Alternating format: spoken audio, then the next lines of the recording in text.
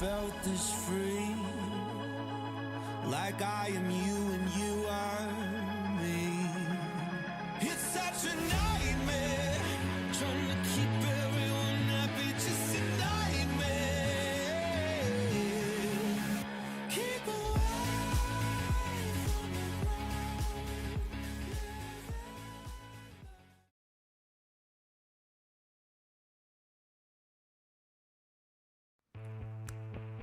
If it's Thursday, it's time for Mystic Racing League. Welcome, race fans. I'm Ellis Thomas, joined by Chris Smith and Johnny Rapp in the Slingshot TV booth. Tonight, we're bringing you live racing action for race number 4 of the Fall Creek Plumbing National Series Playoffs, live from Kansas. Beautiful 1.5-mile tri-oval sits just about 15 miles west of downtown Kansas City, Missouri, in the growing suburb of Kansas City. Opened in 2001, Kansas Speedway quickly established itself as a staple on the NASCAR calendar. Over the years, it's hosted a wide variety of top-tier motorsports, from the NTT IndyCar Series to ARCA and, of course, NASCAR's top 3 national series. Back when it was first built, there was a lot of tug-of-war over the track's actual length, with discrepancies between NASCAR and IndyCar timing data leading to a long-standing debate. That dispute was eventually laid to rest when NASCAR took full ownership of the track, solidifying its place as a piece of their postseason puzzle. Beyond the racing, this part of Kansas has become a destination of its own. Just outside Turn 4 sits the Hollywood Casino, opened back up in 2012, adding even more energy and entertainment to race weekends here. And on the track, Kansas has quietly built a reputation for dramatic finishes, especially in recent years with the introduction of the green-white checkered flag, giving us some of the edge-of-your-seat moments here at the finish line, which we very well might see tonight. For fans, Kansas isn't just any stop. It's a place where drivers hope to find their own yellow brick road to victory lane. Sometimes surviving here means you need the heart of a lion, the brains of a strategist, and the courage to run the high line right against the wall. One mistake, and your playoff dreams might get blown away faster than Dorothy's farmhouse. Chris, speaking of high-stakes drama, that Hollywood Casino just off Turn 4 boasts over 2,000 slot machines. And I bet more than a few lucky fans have hit the jackpot there since it opened. But tonight, the drivers who are hoping to cash in, what are these playoff contenders and non-contenders alike going to need to do to click their heels 3 times and leave Kansas Speedway with the most chips in their stack? Well, they're going to have to be comfortable with fast speeds and side-by-side racing. Since the reconfiguration here at Kansas Speedway, the progressive banking has provided race fans with some of the most exciting intermediate track racing on the circuit. Tonight, for these Fall Creek Plumbing National drivers, they've got 150 laps around Kansas, about 40 laps on a tank of fuel, and 6 sets of tires in the pits with stage breaks at lap 35 and lap 70. Ellis, if you do put it on the wall, you're going to have to be up there, and it's going to be intense all night. Or do you try to wrap that white line? That's a question that drivers will have to try to answer tonight. Line strategy is going to be one of those stories we're looking at here in the pre-race. But before we get to the points, before we get to those stories for you viewers watching at home, it's time for everyone's favorite pre-race tradition. Folks, rise and remove those caps if able for the playing of the national anthem. We'll be right back after it.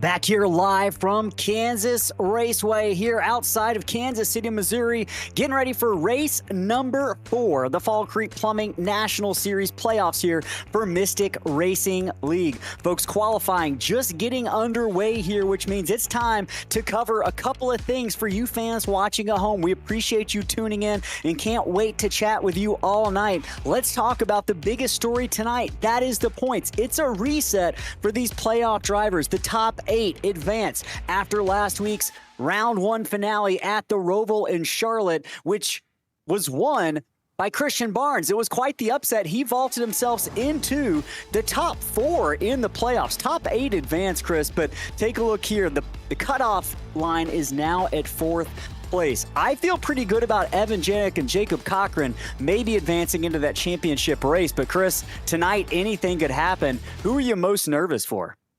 It definitely can, Ellis. And yeah, I'm very nervous for Christian Barnes and Adam Holston right there on the cut line. They don't have much wiggle room. And to be fair, Jacob Cochran and Evan Janik, if we get a surprise winner, maybe, tonight, we got Talladega next week, Martinsville the week after that.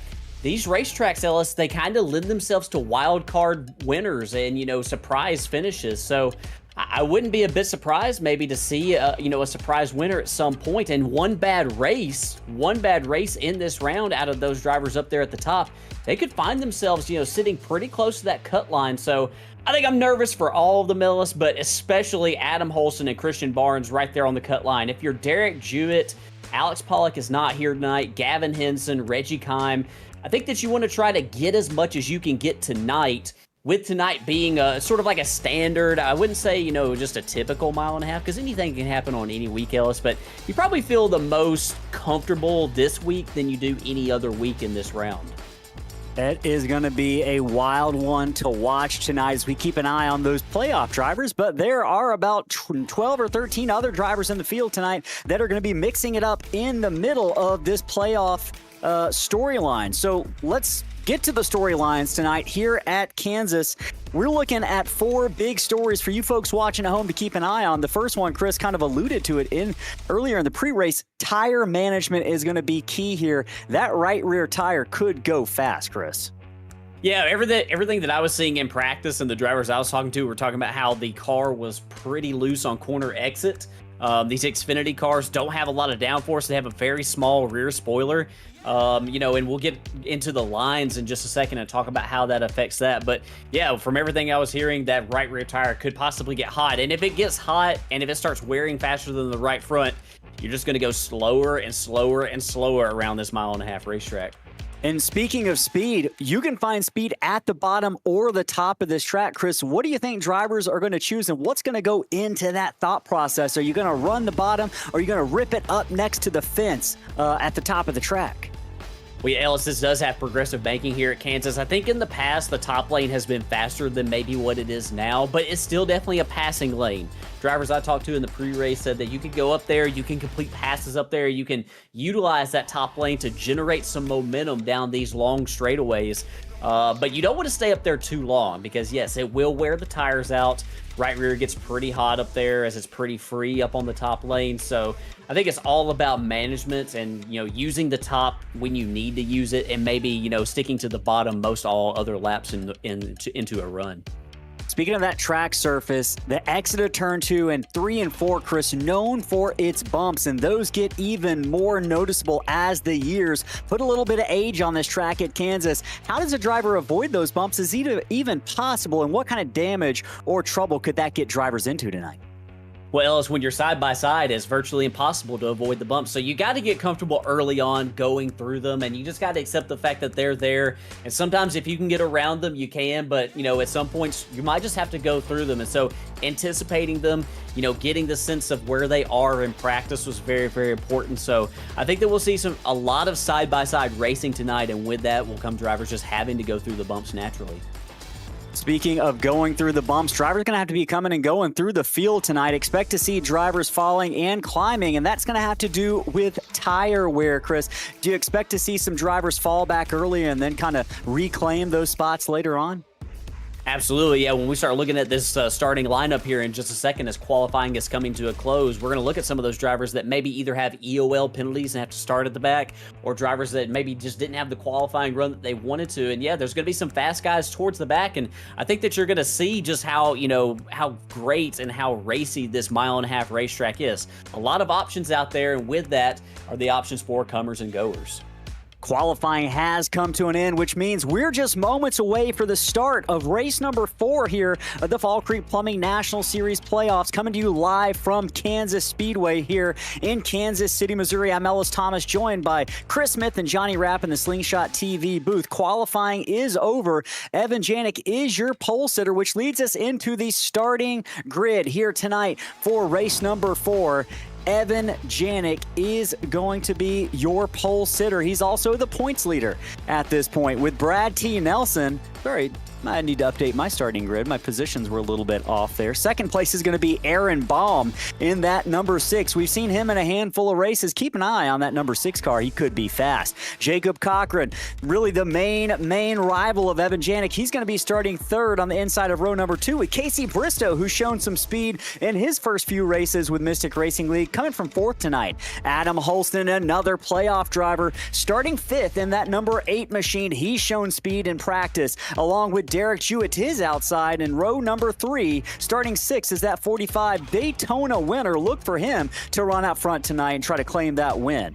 Brad T. Nelson, great qualifying effort for coach in that number 33. He's coming from 7th. Nick Raffini, another new name, starting 8th in that 04 machine. Gavin Henson, another playoff driver we expect to be in victory lane before the end of this season. It could be tonight. He's going to have to come from 9th. Seth Heyman, starting 10th in that number 30 machine. First time out here this season for Heyman. Yeah, on the inside of row 6, we've got the number 78 of Caleb Hunt. He's going to be looking to move forward here in the early stages of the race. And on his outside, last week's winner at the Roval, Christian Barnes, starting 12th in that number 27 machine. Jared Knopsnyder making an appearance tonight in that number 82. He's going to roll off in 13th spot, with Reggie Kime in the Butterfinger machine rolling off from the 14th position. Aaron Espy, he's going to be a driver that we need to keep our eyes on all night tonight. He's starting 15th, a little bit deeper in the field, but he's going to be coming up there through the pack. And on his outside, a newcomer to the Fall Creek Plumbing National Series, Keith Dwinell. On the inside of row 9, we've got Zach White in that number 77 machine, and another driver that will probably be coming up through the pack, that number 51 of Kenneth Kucko. On row 10, we've got on the inside Douglas Wasaki, and on his outside, the number 10 of Joshua Gillen. Rounding out the field on the last row, final row, row number 11, Isaac Brock on the inside in the 21, and Stephen Gill on the outside in the 03. Lots of drivers to keep an eye on tonight. We're going to keep keeping an eye on all of those playoff drivers. And speaking of that, we're going to hear from one of those playoff drivers now. We're going to bring Gavin Henson, starting 9th in that number 39 machine. We're going to bring him into the booth and see what he's got on his mind here as we get ready to go racing. Gavin Henson, Ellis, Chris, and Johnny in the Slingshot booth. You got a copy in that 39 machine. Yes, sir. Hey, man, buckling up, getting ready to go, locking in here for the first race of round number 2. Currently, you're on the outside looking in. What's it going to take tonight to get that thing up front and possibly into victory lane? Just got to be smart, get ourselves to the front, get stage points, and stay out of trouble, and be there at the end. I think that's what we need to do, so that's what I'm going to try to do anyway. Which lane do you feel like has shown more speed in practice, top or bottom?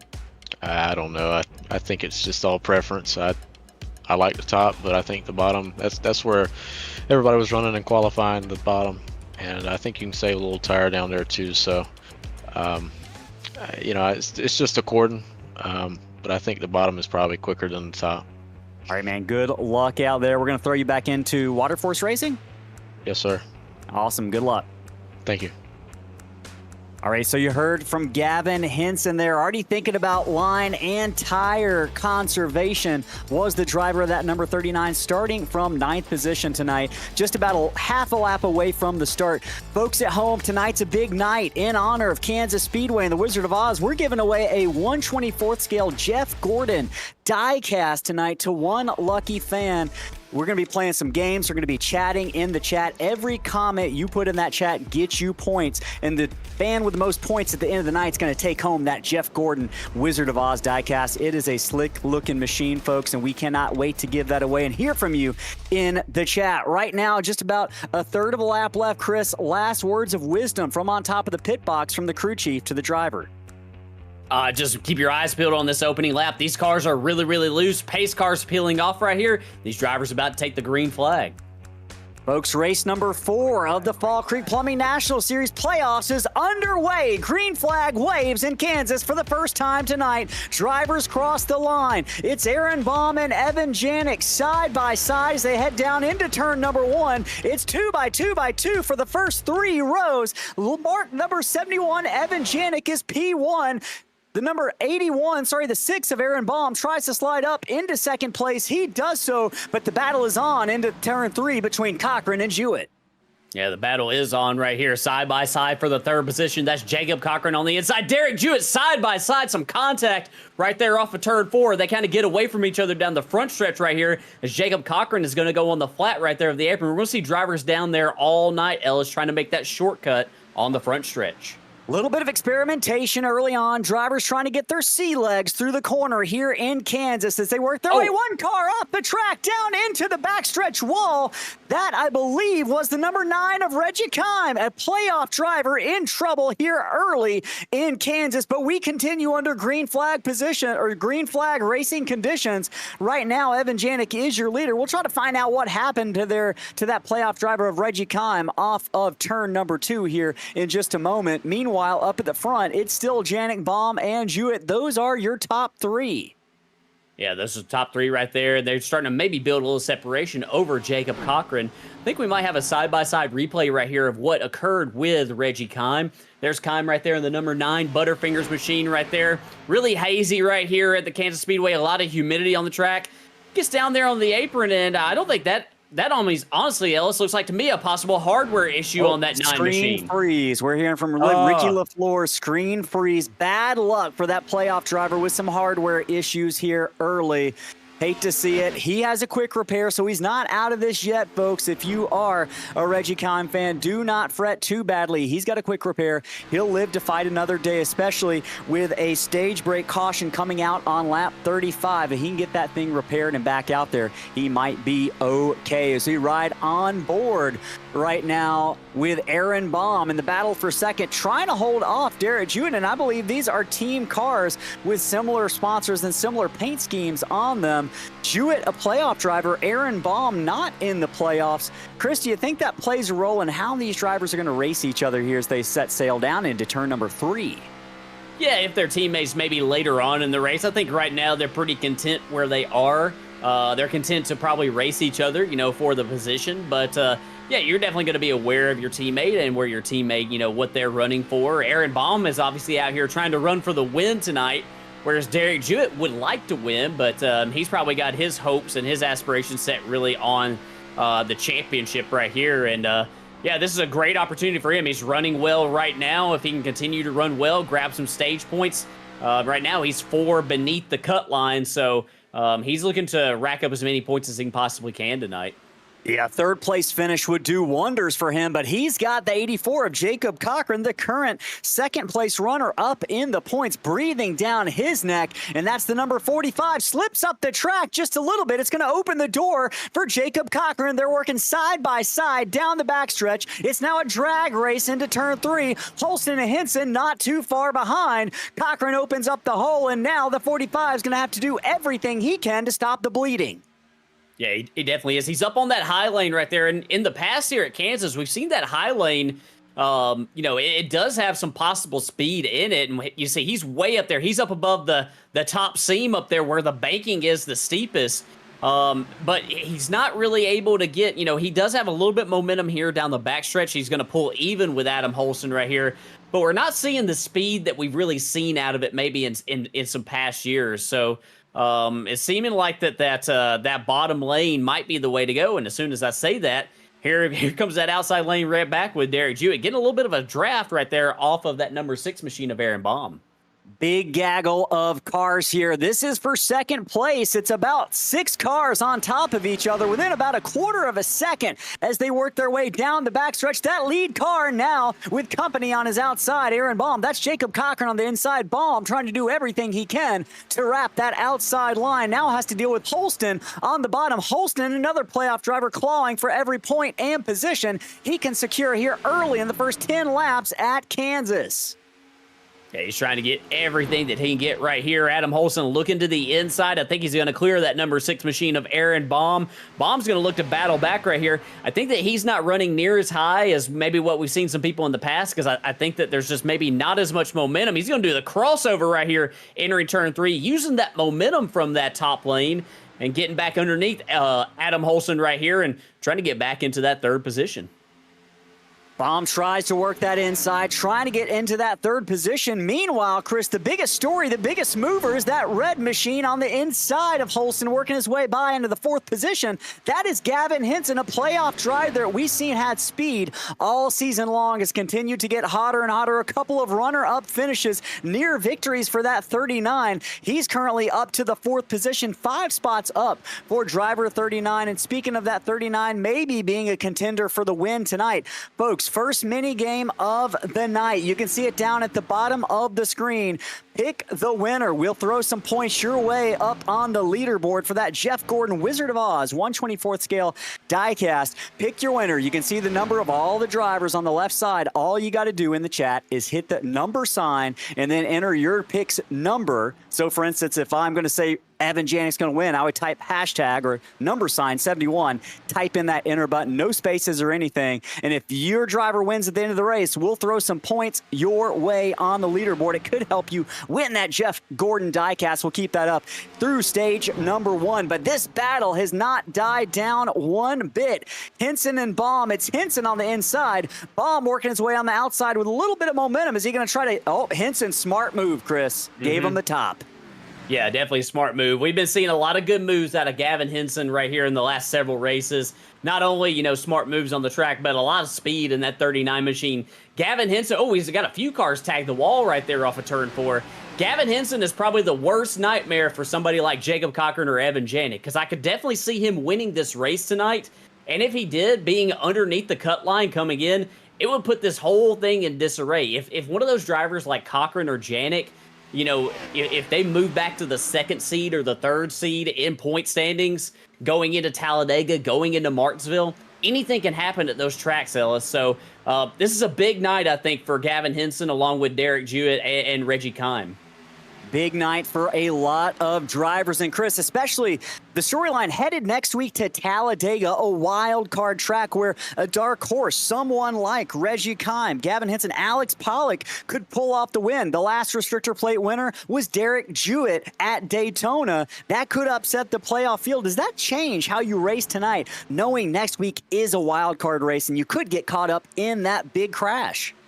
I just think it adds the pressure. I think there's a lot of pressure on the drivers tonight. I think that especially, Janik and Cochran up there at the front of the thing, running 1-2 in the race, running 1-2 in the points, having, a pretty healthy margin coming into this race. I think it just adds a lot of pressure to them because they probably feel like, hey, we got to get as many points as we can get tonight. We need to put ourselves in, as comfortable a position as we can put ourselves in going into Talladega and Martinsville. Drivers doing everything they can as we ride on board Aaron Baum in that number 6 machine, trying to make a play by Brad Nelson and Gavin Hinson. Big run from that 33. You can see it on board there. Dives to the inside. Brad Nelson gunning for 3rd position. Don't look now, but the number 33 machine is the fastest car on the track as he slides into 3rd position. He's been a driver that we've seen really have ups and downs all season long. Came in a little bit later on in the season, but has shown a lot of promise with top 10 finishes, and he continues to get better. This might be his best performance of the season so far. Grabs the wall, but no worse for the wear on that number 33. As now we cross over onto lap number 18 of 150 here, race number 4 of the Fall Creek Plumbing National Series Playoffs. Is Janik, Cochran, Hinson, Nelson, and Baum your top 5 as they run? Yeah, top 5, third place on back, very close together right here, but 1 and 2 also very close together. Jacob Cochran is starting to put a little bit of pressure right here on the back bumper of Evan Janik, slowly but surely. He was a little bit closer to him about half a lap ago, but he is reeling him in slightly, and I've noticed that in the last couple of laps, he's been running about half a lane higher, just trying to get some clean air on the nose. Looks like right now he's going to go back into the tire tracks of that number 71 machine. But yeah, he's just experimenting a little bit right here, not making any very egregious moves. He's just keeping him in check right here. These guys are pacing each other right now, running very similar lap times, as we've really seen, Ellis, in the last several weeks, with the exception of the road courses where Evan Janik has been really fast. Jacob Cochran has been right there matching him week in and week out. Jacob Cochran and Evan Janik, rivalry has developed between those two drivers. As you can watch their roll speeds, how they compare through each corner here. You can see if it's green, that's good for the car that we're following. And currently it looks like Jacob Cochran had been just a skosh faster back in second place, maintained that 1 car length gap back from the back bumper of Evan Janik in that number 71 as we now ride on board. And Chris, different lines. Looks like that car is diamonding the corner, and it works there. Shot out of a cannon as Jacob Cochran, as they work their way down the backstretch. The 84 makes a play for the move for the first time tonight. Yeah, he tries to go really low down the backstretch, make sure Evan Janik can't side draft him, and he's not going to. He's going to get that spot right there, put Jacob Cochran to the front right here as they work their way down the front stretch, shortcutting the front stretch, going to the apron right here. Evan Janik's going to peek back to the outside right here as they enter turn 1, possibly try to get some momentum down this backstretch to maybe retake the lead. And he looks like he's taking a play out of Jacob Cochran's playbook. They're diamond in the corner. You can see the run. That 71 gets off turn number 2. Maybe a little bit of a draft snipped off the back of that number 84. And you're right, Chris. Evan Janik mixing it up there at the top of the track, trying to basically reverse gear loose off the wall. And that strategy might have bit him just for a second there. He's going to lose about 4 car lengths in that green and black number 71. That's Evan Janik.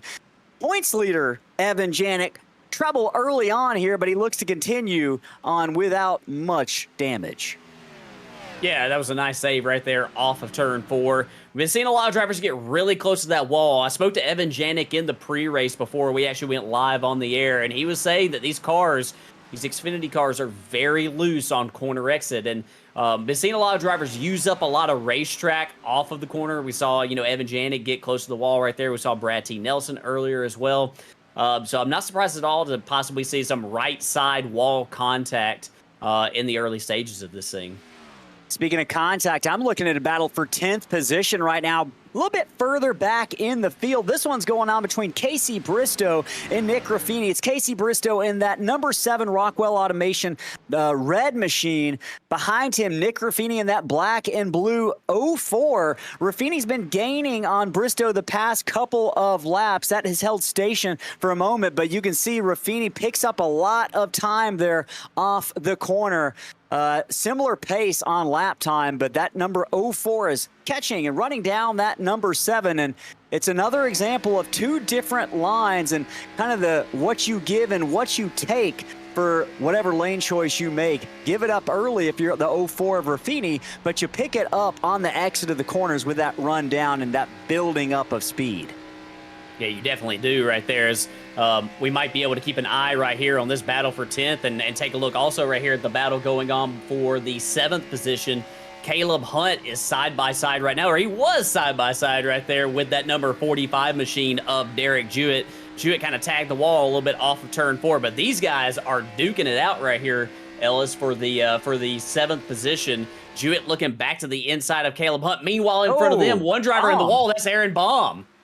Baum struggles through the corner, maybe grabbed the wall. We saw it, we heard it. He looks to carry on, but he's now got a big mirror full of the 78 of Caleb Hunt and that 45 playoff driver of Derek Jewett. They work their way down into turn number 1. Jewett leans that car to the left to the inside. Hunt and that Bass Pro machine trying to do everything he can to hold off the hard-charging playoff driver of Jewett. They work their way down the backstretch side by side. Jewett continues to lunge down into the corner while Caleb Caleb Hunt throws it up top in the 78. Jewett going to try to pull off the slide job in front of the 78 machine, and it looks like it was successful as they cross the line now to take lap 28. Yeah, what we're seeing right now, Ellis, as we're down to less than 10 laps to go right here in stage one. I think at this point of the run, I think we're seeing the drivers maybe who have taken care of their tires, the drivers who have maybe abused their tires a little bit early. You know, this is a good chance coming up right here to reset at the end of stage one. Take stock of what you did really well in this opening stage, and take stock also of maybe the things that you need to work on after this stage. You know, you get a sense of maybe, you know, if you are losing some ground right here to your competitors, maybe need to take it a little bit easier in the opening stages of stage two. One thing we can keep an eye on is the chat for some intel, so to speak, on what's going on the racetrack right now. Andrew Allen said tires are gone. That was about 4 laps ago on lap 23, 24. So that's going to be good information to monitor as this race goes on, with Derek Jewett looking to the inside of Aaron Baum here. That's a battle for the 6th position. Mark it down for Jewett as they cross the line. Now with just 5 laps remaining in stage number 1. And reminder the fans watching at home, these stage points are important because they do count towards the playoffs. So Cochran, Janik, Henson, Nelson, and Holston, 4 of those drivers are playoff drivers trying to accrue every single point that is available tonight. Speaking of points, in the chat, folks, we got several comments, several picks coming in. Remember, you can pick the winner simply by typing the number sign and then the driver's number and hitting enter. We'll throw some points your way on the leaderboard for a chance to win that Jeff Gordon Wizard of Oz diecast. Looks like we got Ricky LaFleur pulling for Adam Holston. We got Andrew Allen rooting on Evan Janik. And we got, looks like Randy Bechtel, Randy B, rooting for the number 84 of Jacob Cochran. And he noticed that humidity and haze in the chat, adding another layer of dimension and difficulty to this track, Kansas Speedway, right now. Chris, drivers working their way off turn number 4. Yeah, it's definitely just another obstacle these drivers have to overcome, the vision along with the handling characteristics of these Xfinity cars. I've been trying to keep stock of the lap times here in the final laps of stage 1 right here. And, you know, Jacob Cochran and Evan Janik are both very close most laps. One driver I'm seeing that I think has a lot of long run pace tonight is that driver in 5th position. That is Adam Holston in the number 8 machine. He's really been pacing Jacob Cochran here in the last 5 or 6 laps, matching his times lap after lap right here. We can see right here this time by, of course, I mentioned it, and he was the only other driver in the 31-second bracket for the last 5 laps, and he has a little bit slower lap this time, but I think that's because he's actually getting a little bit closer to Brad T. Nelson up ahead. A little bit of dirty air on the nose of that 8 machine, maybe hurting the lap time a little bit. We might see him possibly switch his lanes around right here in the final laps of stage number 1. Andrew on in the chat saying the top is going to be deadly for tires on the long run. So maybe good for a couple of passes, but Adam Holston, maybe that inside line that he has run, he's kept that thing as close pinned down to the white line as possible most of these 34 laps. And right now it's paying dividends with some big time speed at the end of this long run. Coming to the white flag here for stage number 1. Jacob Cochran scored as your leader. Evan Janik trying to do everything he can to chase him down, but I don't think he's going to have time here with the final lap. The white flag waves on stage number 1. Cochran has been fast all night long, but Chris, you mentioned it, maybe kind of evidence of the comers and goers. Cochran fell back early, but picked up those spots and picked up the lead later on towards the end of the run in the final 10 laps. So that could be a storyline to keep an eye on the rest of the night. They work their way off of turn number 4. It's going to be Jacob Cochran who wins stage number 1 here at Kansas. Janik is going to be 2nd. Gavin Henson 3rd. Brad Nelson 4th. Adam Holston 5th. That caution flag waves, and that means it's the end of stage number 1. The top 5 will be awarded playoff points, folks. Last chance to pick your winner in the chat. Going for a Jeff Gordon diecast tonight. Get your points up on the leaderboard. Fan with the most points at the end of the night is going to take home that diecast. We got Tyler Stevenson in the chat saying, let's go Seth Heyman. Appreciate you joining us, Tyler, as well as Andrew Allen, Randy B. And there is your stage winner, Jacob Cochran. Chris, I would expect that drivers going to be very, very eager to get down pit road and pick up some fresh Goodyear tires. What do you say? Yeah, absolutely. They're definitely going to be eager to do that. I think we'll see 4 tires all the way around right here on the pit stop. So the lap times fell off a good bit right there, Ellis, over the course of that run. And yeah, some important stage points, I think, that have been accrued right there in stage 1. I'm specifically looking at Gavin Henson, who's beneath the cut line right there with a 3rd place finish. He's going to, oh, we got trouble on the caution lap. I think Douglas Wasaki has had some issues here under yellow. Let's see if we can't find out what happened. Douglas Wasaki, the car behind him, very well might have been the 10 of Josh Gillen. Chris speeding up, and boy, just rear ends that number 11. Maybe some texting and driving going on there. That's very unfortunate, but you know, the good news for both those drivers is they both have a quick repair, yeah, that they can use. But yeah, that is super unfortunate for them, and yeah, we've got drivers hitting pit road now. Drivers make their way down pit road under yellow flag conditions for the first time tonight. It's Cochran, Janik, Henson, Nelson, and Holston. Those are your top 5. We'll keep an eye on the pit road pit stop times. Right now, drivers making that hard left turn into their pit box. Drivers got to be careful not to slide it over the line. Every 1/10 of a second is precious here on pit road, and track position is big tonight in Kansas. Crews start to work on those cars.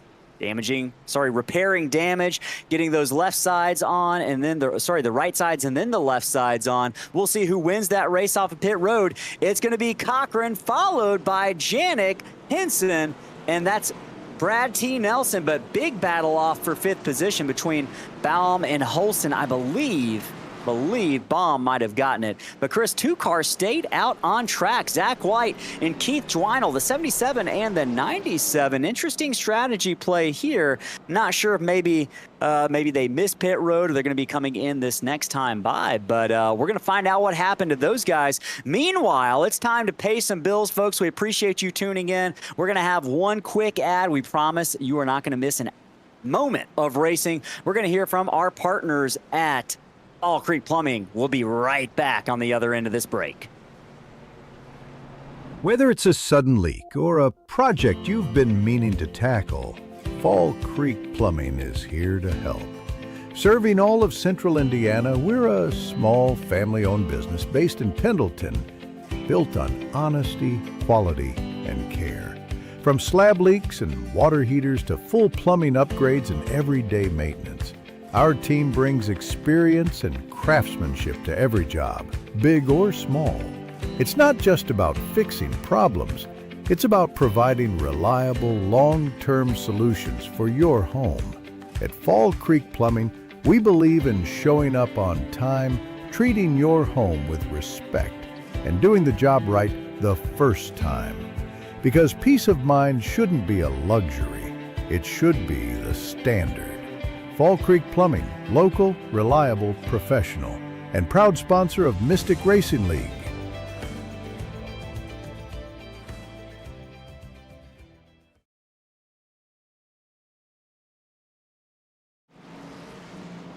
Back here live from Kansas Speedway. Drivers coming to the choose cone. Will they choose the outside or will they choose the inside? That's been the question we've been asking all night under green flag conditions. Now we're going to get to see what they do for this restart. Chris, I think this might be the tail of the tape here, seeing what Jacob Cochran chooses, where he feels most comfortable as they approach. He chooses the inside. Janik naturally goes to the outside. Henson going to be on the inside.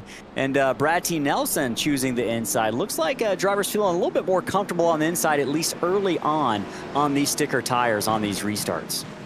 Yeah, I'm not surprised at all to see that, and I'm also not surprised to see Evan Janik take the top. I don't think that you want to give up a row at this stage of the race. The top lane still definitely has some speed in it, but yeah, I think that the superior speed, the best line right now, seems to be on that bottom lane so far.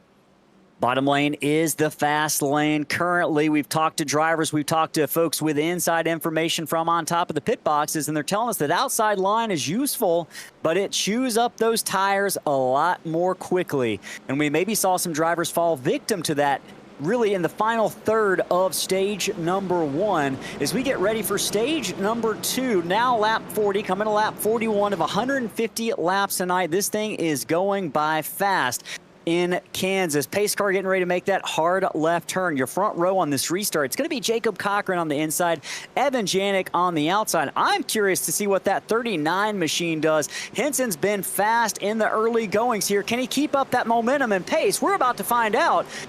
We're underway for the second time tonight. Jacob Cochran gets a great restart out of the hole shot there. The 84 clear of second place, which is now Gavin Henson. Mark him down for P2 on the inside. Janik struggling to get that thing fired up on the outside. He's under pressure now from the 33 of Brad Nelson down the backstretch. Yeah, very important restart right here for Gavin Henson, able to grab that second spot right there. Evan Janik's going to have to settle into third right here, and Gavin Henson, he charged that thing right down into turn 3. I think he's got aspirations to take the lead. Speaking of aspirations, we got some drivers taking it 3 wide further back in the pack. This thing is getting wild as they work their way across the line. That's Raffini, the 62 or 82 of Knob Snyder, 45 of Derek Jewett and Christian Barnes. Chris, 2 big playoff drivers in a big mess right here, working their way through turns 1 and 2. Now down the backstretch. How cautious are you if you're Barnes in the 45 of Jewett? It looks like Barnes might be just letting this thing play out in front of him. Yeah, I think that might be a good move. Let the field kind of thin out just a little bit. Let some heat get in the tires, a little bit of wear to maybe drive some separation between them. I think that might be a good move right there. But Derek Jewett, he's getting after it, looking underneath Jared Knopsnyder, trying to get into the 11th spot. Jewett trying to climb the running order in the leaderboard right now. Knopsnyder has something to say about that down the backstretch, but the battle for the lead continues to heat up front. Jacob Cochran is your leader. That bright red machine, the 39, belongs to driver Gavin Henson, a playoff driver. Big run off of turn 4. Can he translate that into a pass for the lead down into turn 1?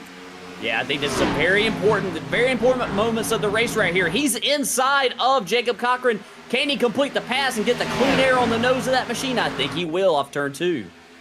There's a new sheriff in town here in Kansas. Driver 39, Gavin Henson for the lead the first time tonight. Cochran slows back just a little bit now. 4 car lengths off the back bumper of Gavin Henson. Chris, that 84 has been a little bit reticent towards leading early, maybe backing off a little bit in the cockpit of that number 84, trying to hold on to tires. We saw it really benefit him on stage 1 in that last run. We'll see if that translates into stage number 2, if he learned anything. Yeah, there was no driver that was faster on the long run in the last stage. Oh, we got 2 cars sideways off turn 2. That's Knopsnyder and Aaron Espy. They both went down towards the inside wall. I think Jared Knopsnyder actually maybe made some contact with it. 2 drivers in trouble here now on lap 45. Almost another moment between Christian Barnes and the 45 of Derek Jewett. Let's see what happened. Yeah, Knopsnyder got down on the apron, got sideways loose, trying to collect it right there, made some contact with Aaron Espy. Espy does a great job of holding on to it. Knopsnyder not as fortunate, making some pretty significant contact with that inside retaining wall. Top 4 now kind of breaking away, Chris, but the big story I'm following is 5th place. Aaron Baum leading a train of cars. The Pied Piper in that number 6 car with about 8 cars behind him. 3 wide further back through that pack across the start-finish line. It's Jewett, Barnes, and then another car up there. I believe that might be, that was the 30 of Seth Heyman up top there. Boy, this is dangerous territory, a dangerous point in the race. If you're one of these playoff drivers in the midst of non-playoff drivers, how much discretion are these non-playoff drivers going to show? Well, it doesn't look like they're showing too much right now. They're racing pretty hard right here. Very close right there between Aaron Baum and Adam Holson right there off of turn number 4. Everything is very, respectful at this point, but they're not giving each other any breaks. They are definitely racing each other really hard. Very clean, but very hard here in the early stages. Seeing a lot of these drivers that are up on the outside of the drivers on the inside, they're not running up near the wall like they were earlier. Seeing, especially down in turns 1 and 2, it seems. Down in 1 and 2, they're a lot closer, like in that middle lane a little bit more maybe than that top lane. Middle lane maybe coming in here at Kansas Speedway on lap number 48, now 49. of race number 4 of the Fall Creek Plumbing National Series playoffs here for Mystic Racing League. Ellis Thomas, Chris Smith, and Johnny Rapp here in the Slingshot booth. Fans, we appreciate you tuning in. We are glad you are joining us for a great race here in Kansas. Several of you already let us know what driver you are rooting for.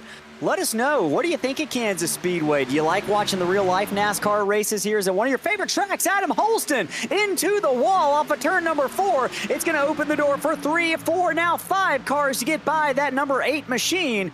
Big setback for the number 8 here on the front straightaway. Yeah, he does lose some positions, lose some track position, and also loses some positions here on the track, but he's got plenty of time right here in stage 2. Still 20 laps to go here in this stage to make his way back up through the field. We got a 3-wide battle going on right here. That's the number 97, of Keith Dwinell, the 9 of Reggie Kime, and the number 11 of Douglas Wasaki, all battling it out.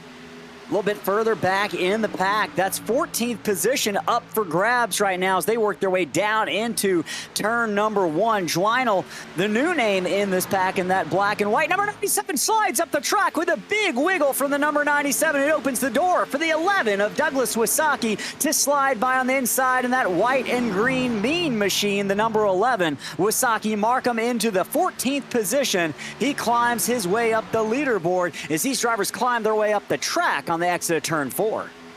Yeah, we're seeing a lot of drivers get that left front down on that white line, get it down on the apron, and this track right here, this is not a track I think where you want to do that. The transition is not smooth between the apron and the racing surface, so a little bit of a slight misjudgment, maybe missing your marks ever so slightly results in the loss of lap time and possibly finding yourself backwards into the outside wall right here as we look at Christian Barnes sliding up the hill. Speaking of wall. Yeah, in front of Casey Bristow. That was Barnes, and that 27 Domino's machine grabbed the wall a little bit. These drivers are on the ragged edge, especially on the exit of corners. We talked to them in pre-race and practice just about how difficult these cars were to handle on exit. You got to be really careful with that throttle application on the exit of the corners. The harder you push it and the more aggressive you are, the more likely you are to get out of shape and also burn up those rear tires. And drivers going to be monitoring that all night long. Right now, I want to bring you one car down into the infield. That's the number 30 of Seth Heyman. Got in trouble off of turn 4 there. He gathers it back up. No worse for wear. Drivers continue on their campaign tonight, but want to bring you a quick update on the playoff drivers, where they currently run in the standings. Currently, first position in the playoffs, Evan Janik is your 3rd place driver right now. Jacob Cochran in 2nd place. That is another playoff driver that we're keeping an eye on. Adam Holston all the way back in 10th position right now. He's 3rd in points. And then Christian Barnes in 9th. So really kind of feast or famine for your top 4 in the playoffs right now, Chris. The top 2 are kind of at the top of the field, and further you work your way back, some of the guys we're used to seeing up front struggling a little bit on the back end of the top 10 a third of the way through this playoff 4 race. Yeah, if you're one of those drivers in the playoffs currently above the cut line, it's nightmare fuel right now seeing that 39 machine in the lead. Any driver beneath the cut line possibly locking themselves into the next round, into the championship 4 at Homestead Miami Speedway is total nightmare fuel, especially with Talladega and Martinsville still to come. A bad race there and a driver outside of the cut line locking themselves in tonight. That is like the worst case scenario possible right here. And right now, that's what we're looking at with Gavin Henson leading this thing. But I've noticed here in the last few laps, it seems like Jacob Cochran is possibly making up some ground on the 39 machine. He's kind of cut it down a little bit here in the last few laps. And that doesn't surprise us based on the patterns and the evidence we saw in stage number 1. You can see it there. The battle box, it says it all. Jacob Cochran expected to make the overtake on the 39 of Gavin Henson just 3 laps from now based on the collective lap times we've gathered over the past 2 or 3 laps. That 84 machine, Chris, picking up speed as the run goes on. 19 laps into this tire life cycle. We mentioned it early in stage 1. 23 to 24 laps was the point where the fall off really hit the drivers. Were they able to extend the life a little bit this stage? Did they learn anything from the last stage? We're about to find out because Gavin Henson has a mirror full of Jacob Cochran battle for the lead. Yeah, I'm liking what I'm seeing out of that 84 machine. He's just wrapping the bottom. We saw it down in 1 and 2. He's wrapping the bottom just a little bit more than Gavin Henson. Gavin's just a little bit high. He's a little bit further up off the bottom. That car gliding around just a little bit more than Jacob Cochran is. I think that maybe he went hard for the lead here in the early stages of this of the second stage here, Ellis, and he might be feeling it right here. He's not slow by any means. It's just that I think that his car maybe is sliding a little bit more right now than Jacob Cochran's is.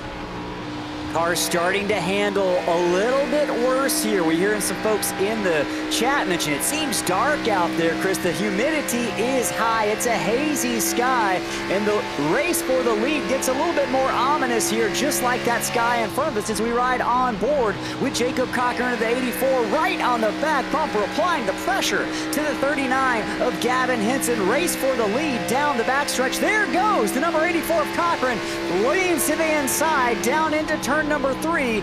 Gavin Henson might not have much of a defense here for the number 84. Mark that number 84, Jacob Cochran, as the new leader on lap 60. Yeah, Gavin Henson didn't fight too hard right there. I think he recognized the speed in that 84 machine when they got side by side, and he just wanted to get back in line, not battle it out side by side to open himself up to possibly being passed by Evan Janik, who is about a second behind him right here. This is good, I think, for Gavin Henson. And, he went up there, he grabbed the lead, he raced pretty hard to get the lead, and I think that maybe he's going to learn a little something about his pace on the long run here and, maybe be able to apply it right here in the final stage of this thing. Lessons being learned here early on, approaching the halfway point in just about 14 laps here. Jacob Cochran scored as your leader. You just mentioned it, Chris. Gavin Henson slides back to second, but maybe observing, learning from that 84. What's the best line to hang on to with tires? And just to bring up fuel, Chris, the fuel window, we believe, was around 40 laps. That's 15 laps out. Drivers should be able to make it, I believe, to the end of this stage without fuel. But we are going to potentially have a green flag stop in the final stage. Chris, what do you make of the green flag racing we've seen so far tonight? Only one caution, and it was for the stage one break. Yeah, I love it. Kansas is, pretty renowned for this here on iRacing. A lot of lanes here, a lot of places where drivers can be comfortable. You see some close quarters right there between Brad and Nelson as well. Sorry. Yeah, there is a battle going on here for the 8th position. We might even be able to go side by side right here, possibly with we've got that number 6 machine of Aaron Baum looking on Adam Holston. Baum right here is looking really good in that number 6 machine. He's been up here near the front the entire race right here. Adam Holston in the number 8 just ahead, looking to put some pressure on Casey Bristow and Caleb Hunt just ahead. We saw Holston get a little bit out of shape early in the race. Oh, contact between the 78 to 7 right in front of Holston. Hard into the wall. Will he collect any other driver? Sits in the middle of the track. Looks like one car, that's Raffini, gets involved. But everyone else avoids catastrophe here on lap number 65. Just 10 laps from the conclusion of stage number 2. We're under caution for the second time tonight. Yeah, Ellis, you saw it right here. It was getting really close up ahead of that battle that we were looking at. Casey Bristow and Caleb Hunt. Yeah, Caleb Hunt maybe tagged the wall a little bit right there off turn 2. It let Bristow get a run right here in a little disagreement of space right here. That 78 machine, and it looked like maybe some contact to the left rear. 7 to the 78. Got Caleb Hunt sideways entering turn 3, head on into the outside wall right there. I think Nick Ruffini made some contact as he snuck by on the outside. There's Douglas Wasaki doing an awesome job of getting through, just sneaking by on that top lane. But yeah, tough break right here for Caleb Hunt, who will have to take his quick repair to get back in this thing as we get another look right here. You see that loss of momentum, Ellis, down the backstretch when he tagged the wall and then the contact to the left rear right there of Caleb Hunt. Now, I was going to ask the question, who comes down pit road here? And I see a couple of cars making their way down pit road. Holston, Chris, big story maybe. Holston elected to come down pit road with Evan Janik. I believe Jacob Cochran stayed out. So they're going to give up those stage points to maybe not have to pit at the beginning of stage number 3. What do you make of this strategy call? What are these drivers who stayed out potentially thinking about doing here? Well, I think that they want to get the stage points. I think that Gavin Henson is definitely in point mode right here. Derek Jewett is also in point mode. They're running second and fourth right here, trying to get as much as they can possibly get out here. Evan Janik is probably thinking a little bit more long-term, thinking about winning the race. But I'll tell you this, Ellis, it's going to be hard if we go green to the end. What do we have, about 85 laps to go in this thing. I think that's correct. About 85 laps left in this race. So that's really hard. The biggest number I heard in the pre-race was about 41 laps on a tank of fuel. It's going to be hard. You're going to have to really stretch it. You're going to have to save hard here under this yellow and the next yellow to possibly make it to the end of this thing if we go green to the end. Drivers have a tall task in front of them coming to the stage. Coming to the choose rule up here on the front straightaway. It's Cochran and Henson choosing the inside. An interesting call for Henson. He saw maybe what happened there on the last restart with Janik struggling to get going. Maybe this driver is learning his lessons. He's beat himself up, Chris, so much in post-race interviews that we've done as of late. And it looks like maybe he's got a newfound confidence here. He's learning. He's making better and better decisions. I think we might see that 39 in victory lane tonight, certainly before the end of the season. Folks, if you are tuning in now, we appreciate us. You found us for a great race and at a great moment. Stu Venman, appreciate you. Very good broadcasting, Slingshot crew. Thank you. Brendan Reed also says caution out on the racetrack. Brendan, thank you for joining us here in the Slingshot TV booth. Vintage Hiker, also appreciate you joining in, folks. We're going to give away some points here for that Jeff Gordon diecast. Our second caution of the night. The word scramble is up on the screen right now, getting ready to go green. If you can unscramble that word that is somehow related to this race in Kansas or just Kansas in general, type in the word with the hashtag sign in front of it, hit enter in the chat, and you could win those 5 points. Pace car pulls off the track down pit road. It's Cochran and Brad T. Nelson on your front row. Cochran mashes that throttle. We're back racing here in Kansas. Cochran gets away clean. Gavin Henson wraps that inside. That strategy to choose the inside did work. Brad T. Nelson slides back to third, but Mark Casey Bristow up to third position. That number 7 seems to have found a new life. Yeah, he definitely has right here. He's battling side by side with Brad T. Nelson as this is the battle for third behind the top 2 right here. Bristow gonna maybe roll. Yeah, he's gonna roll the bottom. He's gonna clear that 33 machine as they work their way off of turn 4. It's side by side, 3 wide. Here come the new tires. Evan Janik up the middle. 3 wide, Janik trying to find his way through, navigating the dense pack right in front of him. 4 cars he's got to get by here in the next couple of laps. It's just 6 laps remaining in stage number 1. 3 wide off the corner. Janik down to the white line of the backstretch. 1 car off the pace further down the backstretch. I believe that's the 10 of Joshua Gillen. Contact. Janik, leader, points in trouble. Big moment, Chris. Several drivers in trouble. Wow. They saved it right there. So that was some contact between Evan Janik and Derek Jewett. Jewett saved it. Janik saved it. Everybody saved it. We're still green. Last lap of stage 2. Cannot believe it. White flag waves over Kansas for the end of stage number 2. Gavin Henson going to try to make a play here for the lead down into turn number 3. The 84 of Cochran slams the door shut, though. Henson's going to have to settle for third, but look at Holston out of nowhere on fresh tires. Holston coming up out of the blue on fresh tires right here. He's going to finish in third behind Henson with Casey Bristow and Evan Janik rounding out the top 5. Big moments there at the conclusion of stage number 2 in the final laps. Almost saw 2 of our playoff drivers crash out here. Wow, I'm still in shock at what we just witnessed on all fronts, Chris, whether it was the racing back there a little bit further in the pack, whether it was the battle for the lead, whether it was Adam Holston, who seemingly came out of nowhere on those fresh tires. But it's all Jacob Cochran. He wins stage number 2 here from Kansas, and that's going to put us under caution for the 3rd time tonight. It's Cochran, Henson, Holston, Bristow, and Janik. Those are your point winners here for stage number 2. And Chris, It's time to pay the piper here for the drivers who did not come down pit road the first time. I'm talking about you, Jacob Cochran, maybe even Gavin Henson, Casey Bristow. We're about to see those drivers likely make that left-hand turn down pit road.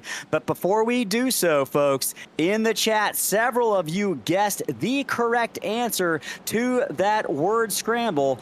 The correct answer was indeed wizard, and Brendan Reed was the first one to get that one correct. So Brendan Reed, you are now up to 14 points in the chat, not too far behind Connor Lyons and Andrew Allen. You still got a shot. Several fans in the chat still got a shot at that Jeff Gordon diecast. How about that, folks? Wizard was the answer. I believe Randy Bechtel might have gotten a tie there at the same time. We'll go ahead and give Randy some points as well. Randy, you got your points on that one. Here's the battle on pit road. Jacob Cochran, Gavin Henson, Adam Holston come down pit road to the attention of their pit crews. We're keeping an eye on those pit road times there at the bottom of the screen. Drivers making their way into their pit stalls. Got to be careful not to slide over the lines. Every fraction of a second matters. It looks like all drivers get in cleanly. Janik, the last one to pull into his pit stop, which is the first one out. Chris, does that first pit stall have an advantage on exit? Ooh, Definitely. two tires maybe. Yeah, all you got to do is bump the clutch on that number 71 machine right there. Yeah, we only saw Stephen Gill stay out, Ellis. So these drivers who came to pit road at the end of the stage, they have so many tires in the pits here in the Mystic Racing League that they decided to go ahead and come back to pit road. And yeah, that was a two-tire call right there on that 04 machine, it looks like, of Nick Ruffini. In fact, I think Nick Ruffini might have actually taken possibly just maybe even fuel only on that number 04. Aaron Espy was in his stall for about 9 seconds, so he looks like he was definitely a two-tire change in that 16 machine. Yeah, so a wide array of strategy calls right here as we begin the final stage of this race. Speaking of final stage, we're going to take one of our final ad breaks for the night. We're going to go ahead and hear from our partners at AmSoil as we watch the drivers take the choose rule here at the line. We'll be right back for Green Flag Racing.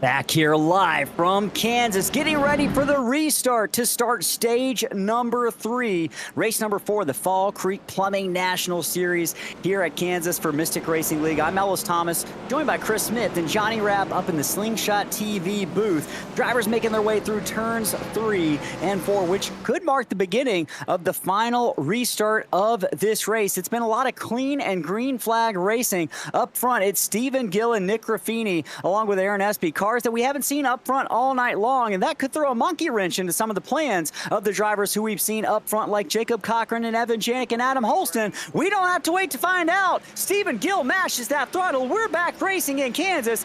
Big jump for the driver of that 03 machine.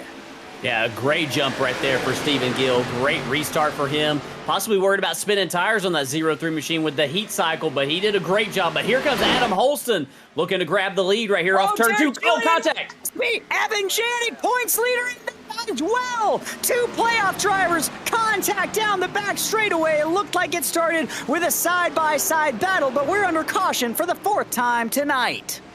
Yeah, and I think that all drivers are going to get away with this thing right here fairly, damage-free right here. I think the contact starts where Derek Jewett is in the 45 machine.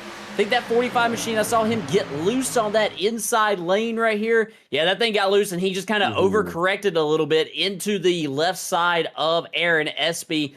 That's Evan Janik right there in that 71 machine, sort of that turquoise-colored machine. But he did a nice job right there. Maybe a little bit of contact on the nose, but I don't think it's really anything to worry about at all for Janik. And I think, like I said, everybody kind of got away damage-free in this wreck. And if you're Stephen Gill up front with that strategy, that's a great call. He's going to lead even more laps, cool down those slightly older tires as we continue. Look at that. That 45 kind of came out of nowhere, got loose off the corner. But yeah, you mentioned it, Chris. I think everyone might live to fight another day and not really have to get much damage repaired. There, folks. Got another challenge for you in the chat as we watch Jewett and Janik work their way down pit road. Bring in a friend to the broadcast. Bring in a friend to the broadcast. If you get a friend to come in here in the chat, let us know that you sent them. We'll give you 2 points for every person you send in the chat. Again, those points are accruing on the leaderboard that you've seen come across the screen multiple times. Points leader then the night's going to win that free Jeff Gordon Wizard of Oz 1/24th scale diecast. Get those fans in. Send them the link on your phone, on your computer. Do what you got to do. Let's pack them in here, folks. This is a great race, and the more, the merrier. We want to hear from you. Let us know who you're rooting for in the chat as well. Hopefully everyone's having a great night. We appreciate y'all tuning in. But yeah, Chris, this has been an interesting race so far. I think if you're the drivers who stayed out that time or maybe even took 2 tires, you like to see that caution. Adam Holson, I think, really maybe the driver in the best shape right now. He's the first car that is on slightly older. Actually, no, he's on fresh tires. He's the best car of the leaders we've seen so far tonight. Yeah, he is, and he was definitely moving forward on that restart right there. A lot of speed in that 8 machine. I thought that Adam Holson actually was kind of a sleeper in stage 1. I felt like he probably had the best long-run pace, maybe other than Jacob Cochran and Evan Janik in the field. So he's taking the inside right here. He wants to be right behind Stephen Gill, and I think he maybe wants to try to wrap the bottom off of turn 2. Maybe hoping that 0-3 machine of Gill slides up on the exit of the corner. Stephen Gill, I thought, did a great job on that restart as well. He got a great launch. Yeah, he didn't spin the tires. He doesn't have a lot of laps on these tires, but when you do have a little bit of heat in them, they are kind of a little bit more susceptible to that. So yeah, he did a great job on the previous restart. And we got our first buddy in the chat, Michael Gaston, saying, go Seth. Brendan sent him the link. So we got those points for Brendan up on the leaderboard. That battle for the top spot and that Jeff Gordon diecast getting a little bit tighter up there. Connor, Andrew, Brendan are your top 3. You'll see that leaderboard scroll across the top in just a moment. Drivers working their way through turns 3 and 4. Stephen Gill keeping an eye on that car. He's got his hands full with Jacob Cochran and Adam Holston right by him on the track right now. We'll see if he can get as good of a restart as he did last time. One concern you always have with a driver who maybe is not used to being up front or didn't come down pit road is spinning those tires and stacking up the field. We'll see if he's able to avoid that once again here. Look at him. 0-1 of Stephen Gill, the 0-3. Great start for that 0-3 machine. Holston and Raffini side by side. Holston and Cochran, I should say. Raffini, that 4th car in line there. Aaron Baum on the inside, working to the inside of him, looking for 4th position. Drivers trying to sort it out. Single file right now as they work their way down the backstretch. 1 car into the wall. That was the number 30 of Heyman, but he continues on. He does, and you see the 8 machine of Adam Holson. That car is looking really good on the bottom lane right here. He's looking underneath Stephen Gill, trying to take control of this race, trying to grab the lead, and right behind him, Jacob Cochran looking to keep in touch with that 8 machine. I think that this could be a really good development. Oh, we got trouble in 1 and 2 on the track. T. Nelson and Zach White, along with the number 97 of Keith Dwinell, bring us under caution now. And Chris, the saying is, cautions breed cautions, and here we are now under the caution flag for the 5th time tonight, and they've all happened within the past 15 laps or so. Here's what happened. Yeah, they have. We're really clean and green in the opening stages of this race, but yeah, in the final stage right here, all these cars bunched up 3 wide entering turn 1. And yeah, they just kind of ran out of room. I think Brad T. Nelson got a little surprised by that 3 wide. I don't think that he maybe anticipated them being 3 wide. I think that if he could rewind, I think maybe he'd go back and run a little bit closer to the wall, entering turn 1 right there. But yeah, Keith Dwinell, hard contact. The 77 of Zach White, a lot of damage on that machine, along with the 33 of Brad T. Nelson. Brad T. Nelson, along with a few other cars, put us under caution for the 5th time tonight as he limps that thing around the track. Adam Holston marked as your leader, Chris, but Stephen Gill only gave up that lead. He's in second position. Jacob Cochran in third. Aaron Baum hanging on to fourth in that 6 car. Christian Barnes, maybe last week's winner of the Roval, the upset winner, Christian Barnes, might be playing upset again here tonight. Currently in that 5th position. We're going to see if we can't grab a quick word with Christian Barnes and see what's going on in that number 27 machine. Christian Barnes, it's Ellis, Chris, and Johnny in the Slingshot TV booth. You got a copy from the 27 car. Yes, sir. Hey, man, well, we're seeing you slowly climb your way through the field, currently scored in the 4th position. It's been kind of a tough race so far. You've worked your way up through several cars. You got something, you got a piece that can take on the 8 or the 84 tonight? I think I can. I just need a little bit of track position, and, luckily I have that now. I've been burning up my stuff, trying to move forward, and each time I move forward, I've already burnt my stuff up, and I slowly fall back. So, luckily, since I'm already up here, I can hopefully save my tires just a little bit more, and on the long run, have something for them. All right, man. We'll be keeping an eye out for you. We've noticed a couple drivers getting into the wall off some of the corners. Has that been kind of a trouble spot tonight?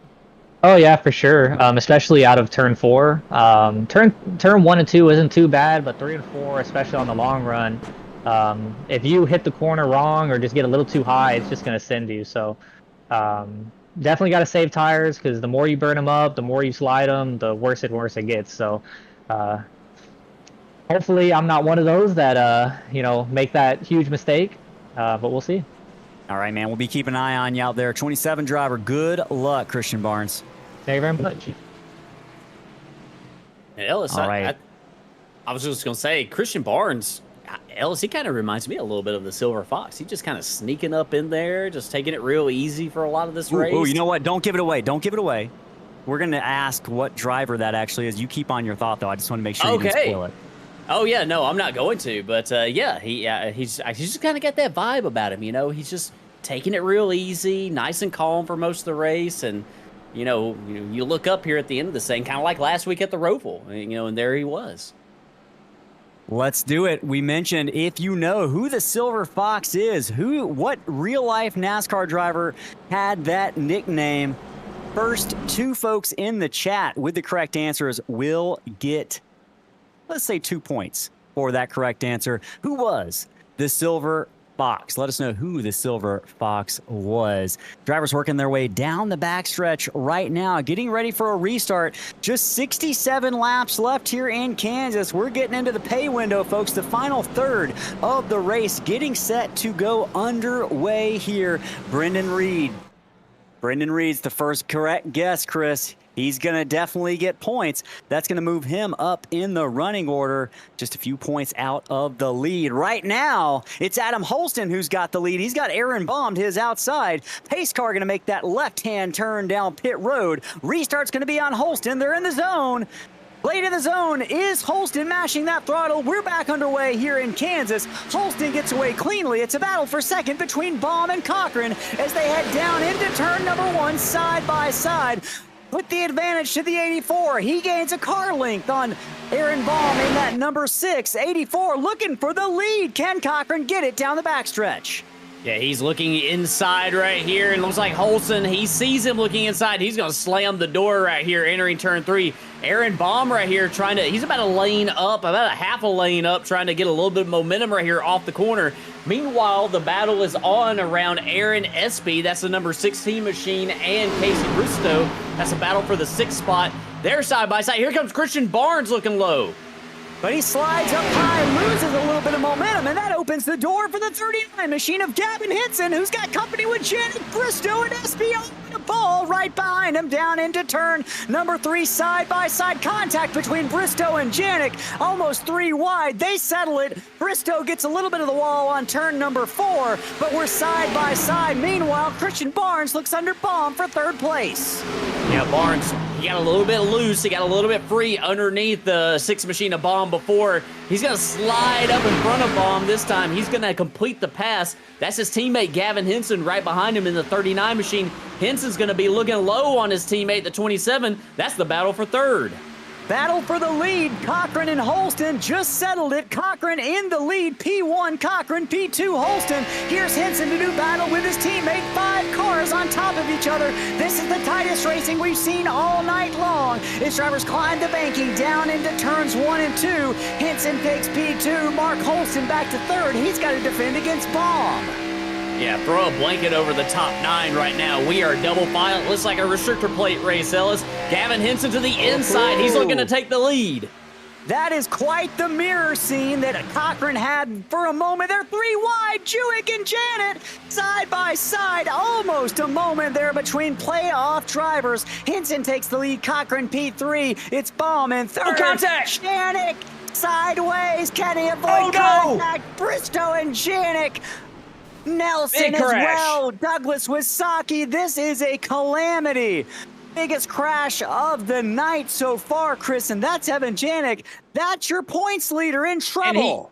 And he's going to have to tow, which is a huge disappointment in the championship battle. He's going to have to tow back to the pits before he can take his quick repair. We're going to go back and see. This was contact. We saw these two make contact earlier, and yes, Derek Jewett. See him sliding up right there on corner entry into the left rear of Evan Janik. Janik's trying to save it. He drives it sideways for a while before some contact with Casey Bristow, Brad T. Nelson, Douglas Wisaki piling in. And yes, this is a monumental moment right here in the championship battle. Janik was plus 30 odd points up on the rest of the drivers, 30 odd points up on the bubble, Chris. This is the one thing Janik could not afford to happen. It's going to move him back to 16th tonight, likely at best, with just 61 laps remaining. Major championship storyline unfolding here from Kansas Speedway. Just 3 races remaining tonight, and the driver who's dominated all season, Evan Janik, potentially finding himself in a playoff hole with Talladega and Martinsville remaining in this round. We'll talk more about that. But right now, drivers come down pit road under caution. Henson, Cochran, and Baum lead them. Top 3 coming to the attention of their pit crews. Yeah, these drivers coming down pit road right here, looking to possibly gain some track position. And yes, if this thing does go green to the end right here, Ellis, they're not going to be able to make it. Show 61 laps to go here in the race. But, you know, this does set them up to possibly be able to split this final stage in half, possibly go 30 laps and then 30 more to the end, roughly. Yeah, if you are Evan Janik right here, how long is it going to take? How many laps down is he going to fall waiting on that car to tow back to the pits before he's able to use that quick repair? It's a question that we are going to find out the answer to before too long. Evan Janik in 17th now, Chris.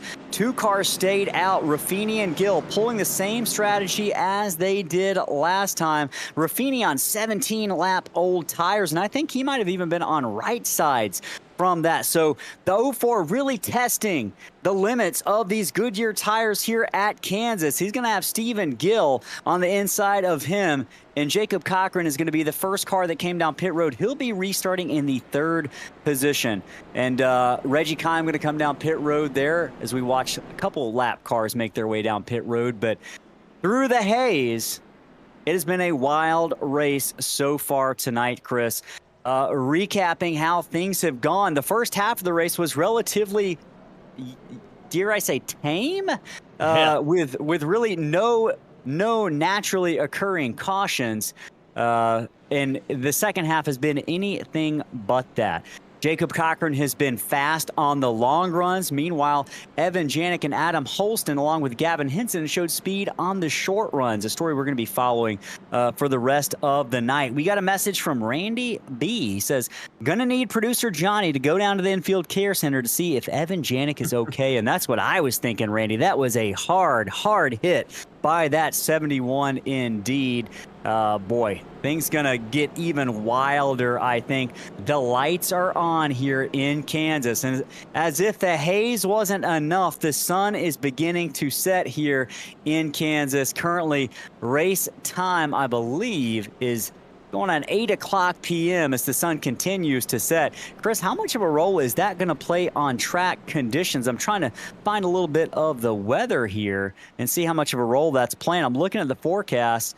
Temperatures, track temperature, looks like it might continue to drop just a little bit, but I should say holding station probably at 67. Yeah. Does the sun change the track though at all? Yeah, I think it might get a little bit more grip as that sun goes down. These drivers might feel a little bit more confidence to get back in the throttle a little sooner. We've been seeing a lot of confidence out on the racetrack here in the final stage. So yeah, that could be just a sign of more things to come right here from these Fall Creek Plumbing National Series drivers. But want to kind of circle back to Evan Janik. He did come out of the pits right here in the 16th position. He's currently being shown 2 laps down. And just to give our fans who are watching a little bit of an update, there's no driver currently 1 lap down.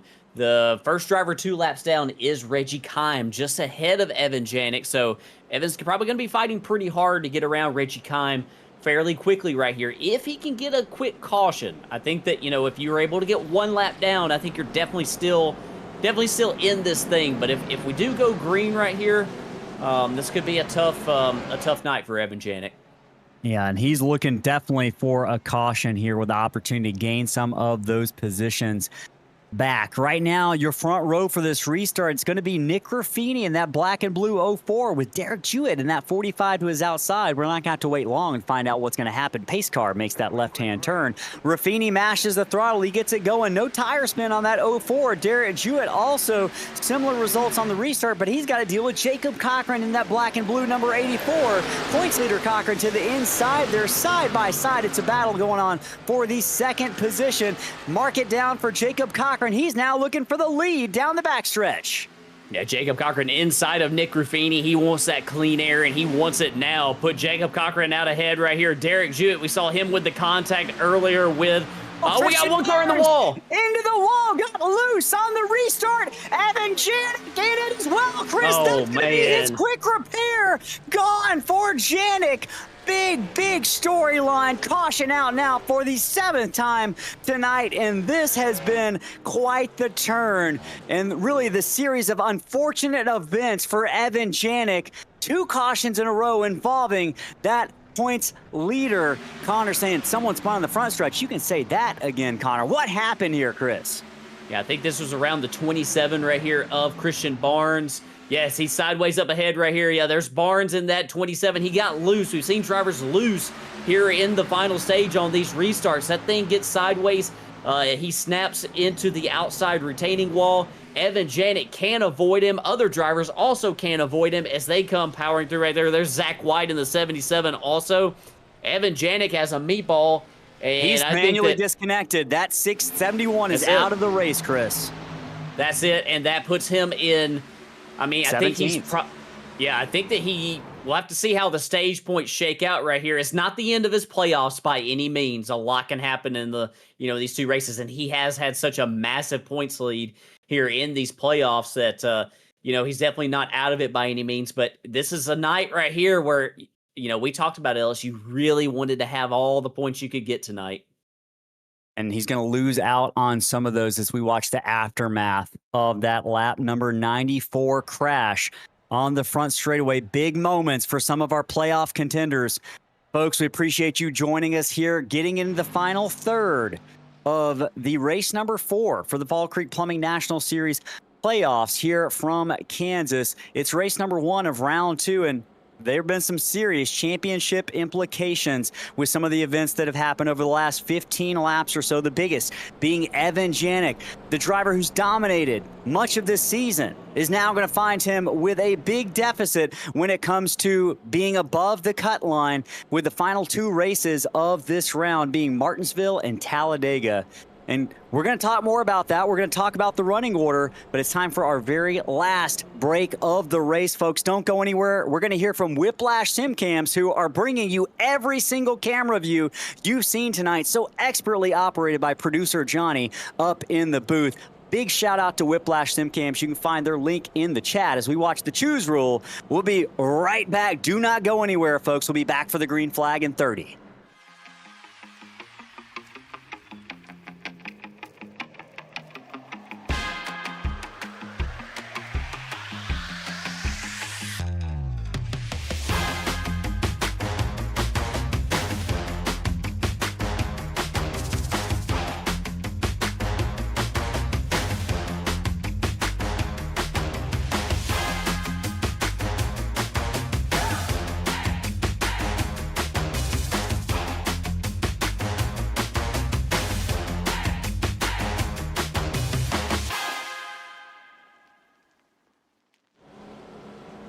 Back here live, working our way down the backstretch, getting ready for an intense restart. We've seen the energy and intensity pick up over the last 15 minutes of this race. We're getting into the pay window, the final third of race number 4 for the Mystic Racing League playoffs coming up in just a moment. We're going to bring you the sights and sounds here from on the track at Kansas Speedway. We're going to do a big crank it up, folks, and let you hear on board what's going on with these cars.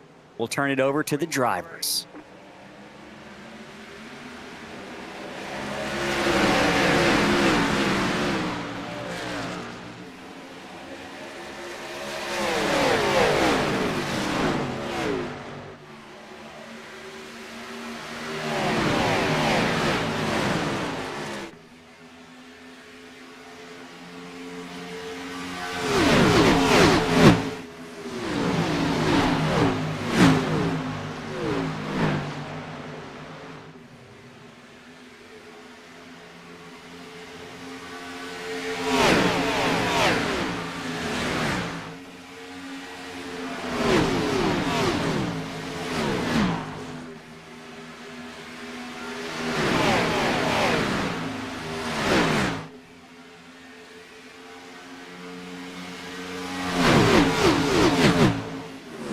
Great restart here from Kansas. Top 3 single file, now 4th single file, but the battle is on for the lead. Gavin Henson and Derek Jewett side by side. Jewett closes the door, but the room is already open. Gavin Henson, that bright 39, mark him down for the lead. He's wrapping the inside. There's a new sheriff in town. Gavin Henson, Derek Jewett's got a loose. mirror full of Holston, another loose race car, but Henson holds on to it.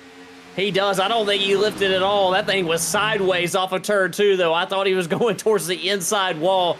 A great job by Gavin Henson. He kept his foot in the gas right here, and he has the lead. Henson to the lead. Jewett now 2nd. Holston is 3rd, and Jacob Cochran currently in the 4th position. Chris, Joshua Gillen has climbed his way up after early trouble to the 5th position in that number 10 machine. How about that as we ride on board currently with Gavin Henson looking out back towards Derek Jewett, but several drivers working their way through the field here. It's going to be Henson with about 2 car lengths over Derek Jewett. I don't think Jewett wants to let Henson get too far out in front here, Chris. This is a big opportunity for Jewett with Evan Janik out of the race. You mentioned it, a driver outside of the top 4 in the playoffs could throw a monkey wrench in this thing for everybody. Yeah, and, you know, possibly the fastest car here tonight, Jacob Cochran in the 84 machine, is back in the 4th spot, back in some dirty air, back in some traffic. And, yeah, if you're Derek Jewett and you're Gavin Henson, I mean, yeah, you want to try to take advantage right here. You know, you don't want to get lulled into possibly, you know, pushing this thing a little bit too hard. But, yeah, you like to be able to keep the track position that you currently have. How about Joshua Gillen right there in that 5th spot? And just behind him, also give a call to that number 30 machine of Seth Heyman. Seth is up here in the 6th spot in his series debut. Chris, I'm going to let you continue to carry this. I just got booted from iRacing, but that's okay. I'll let you carry it until I get back up. Yeah, and right now behind Seth, we've got the 78 machine. We saw him have to overcome some trouble earlier in the race. That is Caleb Hunt in that Bass Pro machine. Caleb's trying to work his way back up here into the top 5 or top 6 right here. Seen him up here near the front despite those troubles that he had earlier in the race. So Caleb Hunt's probably, you know, got some speed in his Toyota tonight. Meanwhile, we got a battle going on for the lead. That's Derek Jewett inside of Gavin Henson. Jewett's going to complete the pass right here. And, yeah, just have to wonder, you know, that stage 2 run, that long run that we had right there, did Gavin Henson learn some things that he's possibly trying to employ now in the final stage? Not running that thing too hard, not trying to run the tires off that Ford Mustang, trying to keep them underneath him for the entirety of this stage. We're probably not, if we do go green here, Ellis, if we just happen to go green to the end of this thing, I think that we might see these drivers not necessarily run to the end of their fuel window, or sorry, the fuel tank, possibly trying to split this stage in half. Maybe try to run about 30 and 30. I think that's a good point. It's going to be something to keep an eye on as How far are these drivers willing to take those fuel tanks? Are they willing to, as Chris said, split the distance in half, 30 and 30? Maybe, saving them a little speed early on here as Gavin Henson still continues to chase Derek Jewett in that battle for the lead. How much stuff is Jewett using up here? Does he know that he's going to pit halfway through this cycle, and he's using his stuff as much as he can early? But big battle. Henson looms large in the mirror of that number 45. And the driver behind Henson also looming large in his mirror. That's Jacob Cochran, who has cleared Adam Holson. Cochran is, man, look at that thing on entry to turn 3, right around the bottom right there. Gavin Henson taking a little bit later apex through 3 and 4. That's going to give him a run down the front stretch all the way down to the infield grass. And I think Henson's going to have position going into turn 1. It's a battle for the lead. Henson's got it. Jewett loses it, but Jewett gets ahead of a steam outside the corner here as they work their way down the backstretch. Watch out for that number 45 looking to regain the position. Not willing to give it up so easy. It's a battle for the lead. Jewett, Henson side by side, and Jacob Cochran's watching it all unfold right behind them. And what great racing we have here at Kansas Speedway, Ellis. You know, this is why the drivers love racing here. This is why the fans consider this to be one of their, typically one of their favorite mile-and-a-half racetracks, because just the racing that we're seeing right here. Jewett and Henson just trading blow after blow right here. This is a dogfight, as they say. Henson and Jewett, this is the closest racing we've seen all night. We've seen these two drivers trade positions lap after lap for the last 3 of them. Jewett's going to win this battle. He's going to extend the lead to about 2, now 3 car lengths over that red machine of Gavin Henson. Mark Cochran about the same car lengths back from the back bumper of Henson. Top 3, Jewett, Henson, Cochran. Holston now in 4th. He's got a mirror full of Joshua Gillen in that 10 machine just now. 42 laps remaining from Kansas. Yeah, Joshua Gillen hanging strong with these drivers right here, putting some pressure on Adam Holson, one of our playoff drivers. Yeah, this is a great run for the for that Scooby machine in that number 10. He definitely had his Scooby snacks before he got in that thing tonight. Yeah, I think you are absolutely right. Speaking of finding some extra life and pulling up from within, look at 6th position right now. Seth Heyman, newcomer, first race here in this Fall Creek Plumbing National Series. That number 30 machine's got some life in it. It's got something going for it right now. He's climbed his way up to the 6th position. Had some trouble early on in the race, but looking pretty good right now. I think he's got the boss on the hood, and boy, he's looking like a boss right now as he rolls down to the bottom, down into turn number 1. Just 40 laps left from Kansas. Yeah, just 40 to go right here. These drivers are going to start thinking about that final pit stop. They're getting closer and closer to that as we go on right here in this run. We kept on wondering right here. We knew these drivers would eventually do it, just didn't know when it would happen. Knew that they would finally go green right here in this stage. I don't want to jinx it, but we are starting to see some separation. It's starting to get a real green flag look to it right here as Jacob Cochran go over the 2nd spot. Cochran mark him up to P2. Gavin Henson gives up another. And by the way, you can see that blue tape on the bottom and the above the windshield for each one of these top 3 cars. All 3 of them denoted as playoff drivers, and they are racing as hard as they can right now. It's about 4 car lengths that separate Derek Jewett from the front bumper of Jacob Cochran, the number 84. And Chris, this is I'm having deja vu here of the last 2 stages. That number 84 has been fast in the final parts of each stage. Maybe hanging on to his tires a little bit better. Got a little bit loose there. But I think this is going to be important to consider if we're trying to predict the final outcome of this race in the last 30 laps. Yeah, it definitely is. He did have a little bit of trouble right there. You noted it in turns 1 and 2. So, just goes to show you that, the handling is not great for all of these cars. Even somebody like Jacob Cochran, who has been so quick week in and week out here lately and so fast here tonight, he's definitely still working. He's still definitely, having to wheel that number 84 machine. But he is closing in ever so slightly right here on Derek Jewett. Jewett starting to get that mirror is starting to get a lot more occupied right now as we're coming up to lap 115 here of 150. Wonder what that battle box has to say about how much faster that 84 is. And you can see it. He's faster, but not by a whole lot. 25 laps. There are just now 35 left here in Kansas. Now it's down, though, Chris. It's down to 65 laps. You can see the speed increasing, the differential getting bigger between those two cars. Jewett's going to have his work cut out for him if he's going to hold off that number 84 machine. Jacob Cochran really looking to seize the opportunity tonight that misfortune from Evan Janik has given him and breathed new life into maybe even establishing Cochran as the championship favorite. Yeah, it's down to 2 laps right here as he's just getting quicker and quicker right here. He's going to try to roll that middle lane. He's to the right rear. That's the position that he wants right here off of turn 2. And they're going to drag race down the backstretch. Dogfight down into turn 3. Cochran on the outside in that black and blue machine. Meanwhile, the camo number 45 on the inside. He's got the lead. Jewett's going to slide up in front of that 84. And look, Chris, it looked like that 84 had to lift out of the throttle on exit. We mentioned Christian Barnes kind of told us about that was a problem drivers were experiencing late on in these runs.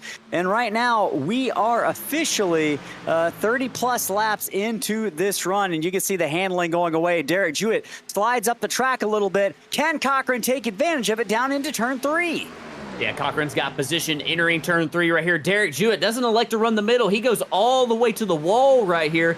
Let's watch the momentum that 45 has right here on corner exit. Oh, yeah, that's a lot of momentum for Derek Jewett. He's going to clear that 84 machine of Cochran entering turn 1 and try to hold on to that lead. Jewett doing yeoman's work here now on lap 118 of 150. He's a playoff driver trying to hold off another playoff driver. And Chris, you mentioned it. He was on the outside looking in, outside the cut line. If he wins tonight, this is going to upset the playoff picture massively. I think it would be fair to say a Jewett victory would be an upset win. Jacob Cochran trying to do everything he can to prevent that. But don't look now, Chris. Gavin Henson in third position is slowly creeped back up into the frame there. You can see that 39 machine. Looking at the speeds last time by, Henson was just a tick slower than the other two, but running similar lap times. Yeah, he's definitely maintaining touch with them right here. Trying to stay as close as he can. If they get side by side again, that's going to put him really close to these drivers right here. A Henson win or a Jewett win, that would really upset that playoff picture for a lot of the drivers who are currently above the cut line. So, yeah, we're definitely going to be watching that. Here comes, I think, the 84 machine of Cochran. Yeah, he's almost to the right rear right here in turns 1 and 2. That's the position that Jewett doesn't want to give up. What about it makes it so tough when a driver hangs his left side onto your right rear? What does that do to the car that is leading? Does it slow it down? It does slow it down. It gets a little bit loose, but I think it's really about positioning if you're the driver who is on offense. If you can get to the right rear in the middle of the corner, on the exit of the corner, I think that really puts you in good positioning down the next straightaway, Ellis. If you can be on the outside on that next straightaway and possibly run the outside of the next corner, I think that puts you in good position to be able to clear that driver. But we've seen a lot of over-under passes tonight. With Jacob Cochran getting to the right rear a couple times of Derek Jewett. Jewett's been able to do that sort of over-under move. We saw him do it one time to Jacob Cochran. It's such a racy track here in Kansas that just because you get past doesn't mean that you got to give up. You can definitely go right back after that driver. Folks, you are watching an epic battle for the lead right now. They're working their way down the backstretch. That's Derek Jewett in that lead car, the number 45, doing his damnedest to hold off the number 84 of Jacob Cochran, who's won the first 2 races of 4 of these Fall Creek Plumbing National Series playoffs. First 2 races of 3, I should say. And he's doing everything he can to get into position to win 3 out of 4 here. That's Cochran. A little bit loose there on the entry into turn number 1. Jewett gets away, but look at how that car anchored down to that white line of the run that Cochran gets off. Battle for the lead down the backstretch. That's exactly what I want my car to do, what Jacob Cochran did right there. That thing rolled on the bottom right there. It was digging, and he made up a ton of ground right in the center of the corner. He has positioning right here on the inside. Oh, and the 45 tagged the wall. That might be all Jacob Cochran needs right there. The momentum is in the hands right now of that 84 machine. Does the 45 send it off and try to gain the upper hand on the 84 with hanging his left front to the right side? The answer is no. The 45 of Jewett can't do it. He does get a run off the corner. Does that translate into a pass for the lead to turn 3? The answer yet again is no. Does Derek Jewett have anything left in that tank? He looks like he gets a run on the exit of turn number 4. He dives to the inside. They're going to go across the line. The Cochran Mobile closes the door on Derek Jewett into turn 1. Yeah, and Cochran is going to have positioning here on the outside. I think this is going to be a hard pass for Derek Jewett to make. Oh, boy. Man, he's doing a nice job right there in turns 1 and 2, but that positioning on the outside, you can kind of keep that driver on the inside at your mercy. A lot of room, a lot of respect being shown right here between these two drivers. And while this is going on, Jewett makes the pass, but the 84 going to try to cross him over here. Jewett closes the door, and what an epic battle we have shaping up. These drivers, Chris, they have what we believe roughly is what, maybe 15 laps or less than that on fuel. Cochran really struggling right now with loose conditions through the corner. And one thing I want to note for the fans watching at home, look at 4th position right now. Now mark him up to 3rd. You're watching it live there on screen. There is a new fastest car in town, and that is the number 8 of Adam Holston, a 10th faster than the rest of the top 3, Chris. I'm not surprised at all by that. We haven't really had long runs in a while, but in stage 1, I think I talked about that 8 machine being really fast, being one of the faster cars on the long run at the end of that stage, and here he is, kind of flexing that muscle a little bit right now, closing in on these drivers as they've been battling it out right here for the lead.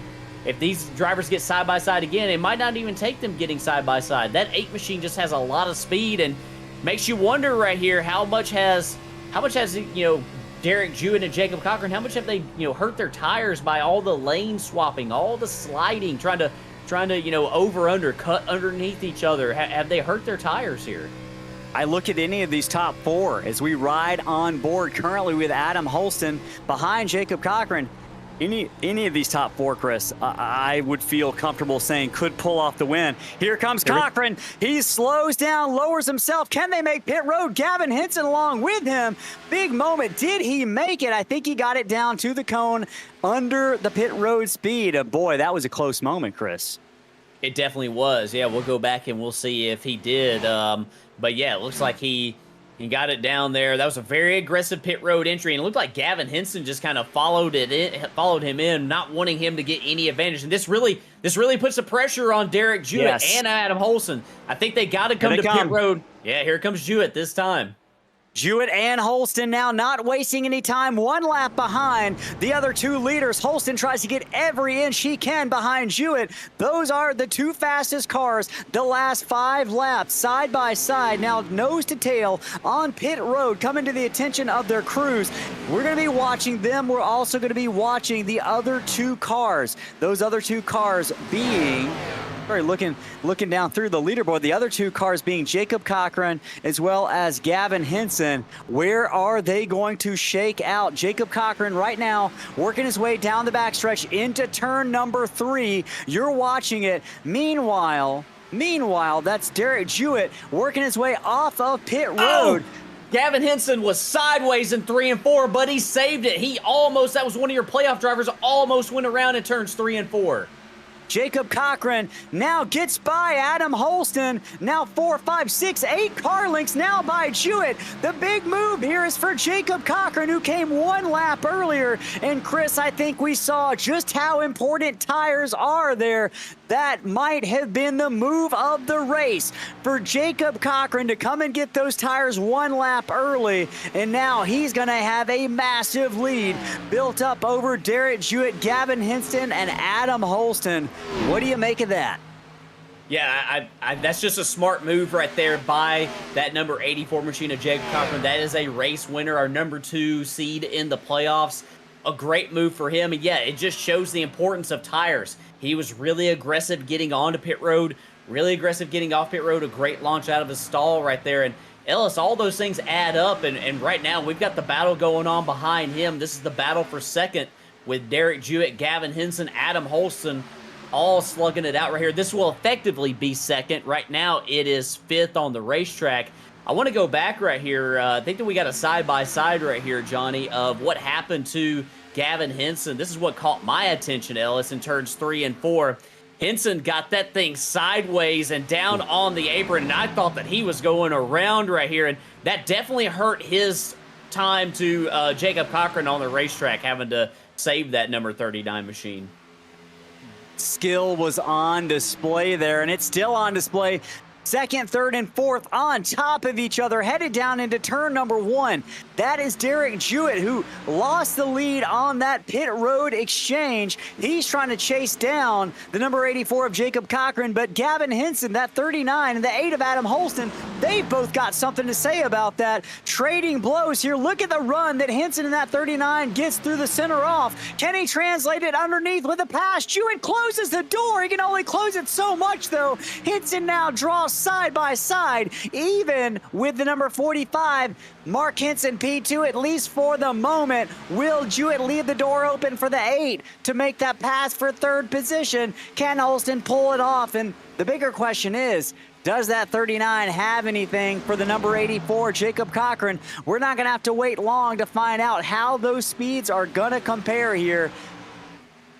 Lap number 134, now lap 135, 16 laps left here in race number 4 of the Mystic Racing League playoffs from Kansas Speedway. Oh boy. Oh yeah, they got really close right there in 1 and 2. You know, in our haste to talk about who the effective leader was, we actually didn't really even talk about the 30 machine of Seth Heyman, who came to pit road really early along with Nick Ruffini. They're both up ahead of these drivers right here, battling it out for the 4th position. Yeah, so Jewett, Henson, and Holston are also going to have to work their ways around the 30 and the 04.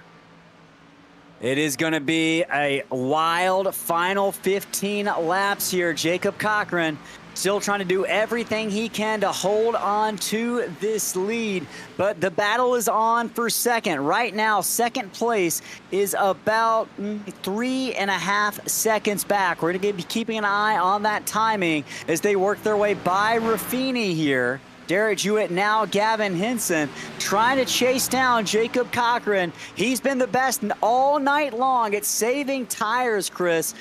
Do you think he's got anything left in the tank here, or do you think he's putting it all out on the track?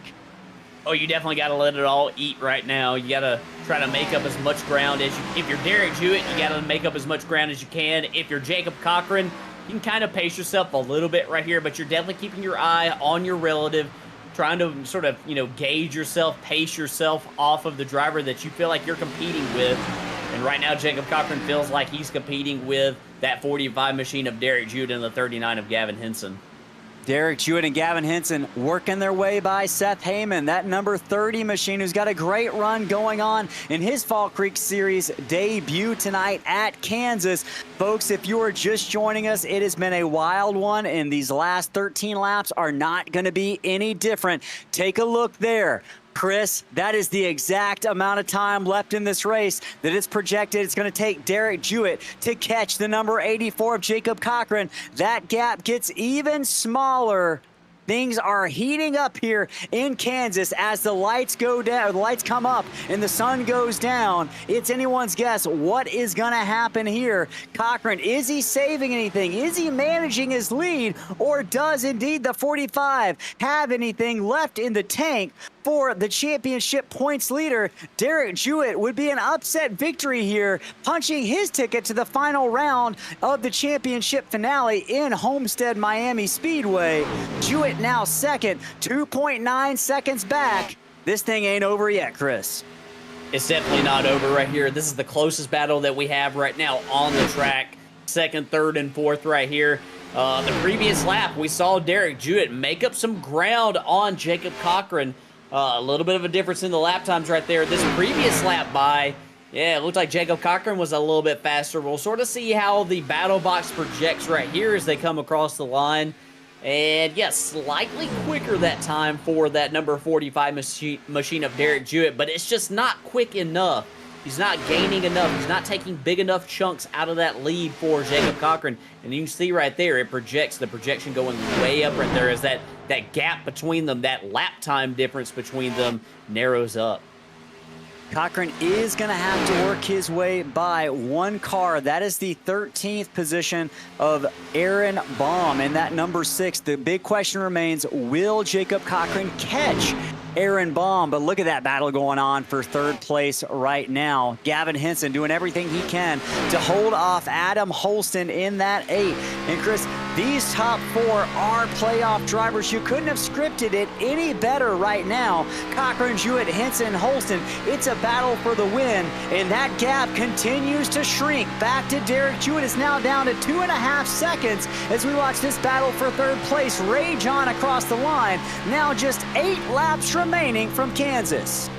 Yeah, if you're Adam Holston, I think you really, I mean, obviously you want the pass, you know, anyway because you're a racer, but I think you really want the pass a little bit more considering what is on the line in the playoffs tonight. Gavin Henson, I don't have the total in front of me, but I feel like that 39 machine has taken a lot of stage points tonight. Jewett in the wall in front of these two cars, pushing it to the limits. He grabbed the wall through turns 3 and 4, and that's going to be Henson and Holston sliding by. Jewett back to 4th. Sorry to interrupt, Chris. Oh, you're good. Yeah, and that's a huge development right there because Derek Jewett needs all the points that he can get beneath the cut line coming into this race right here. He's going to make up some ground tonight with his laps led, but he gave up 2 spots right there, and with as close as it is between these drivers, every point counts. Every point counts indeed. And now Jacob Cochran has to hold off a hard-charging Gavin Henson, who's got Adam Holston right behind him. Holston trying to gain that second position. Henson trying to hold on to it. Jewett seeing if he can't get back into that battle for second, but Chris, right now, just about 3.4 seconds separate these second and third place cars from the lead.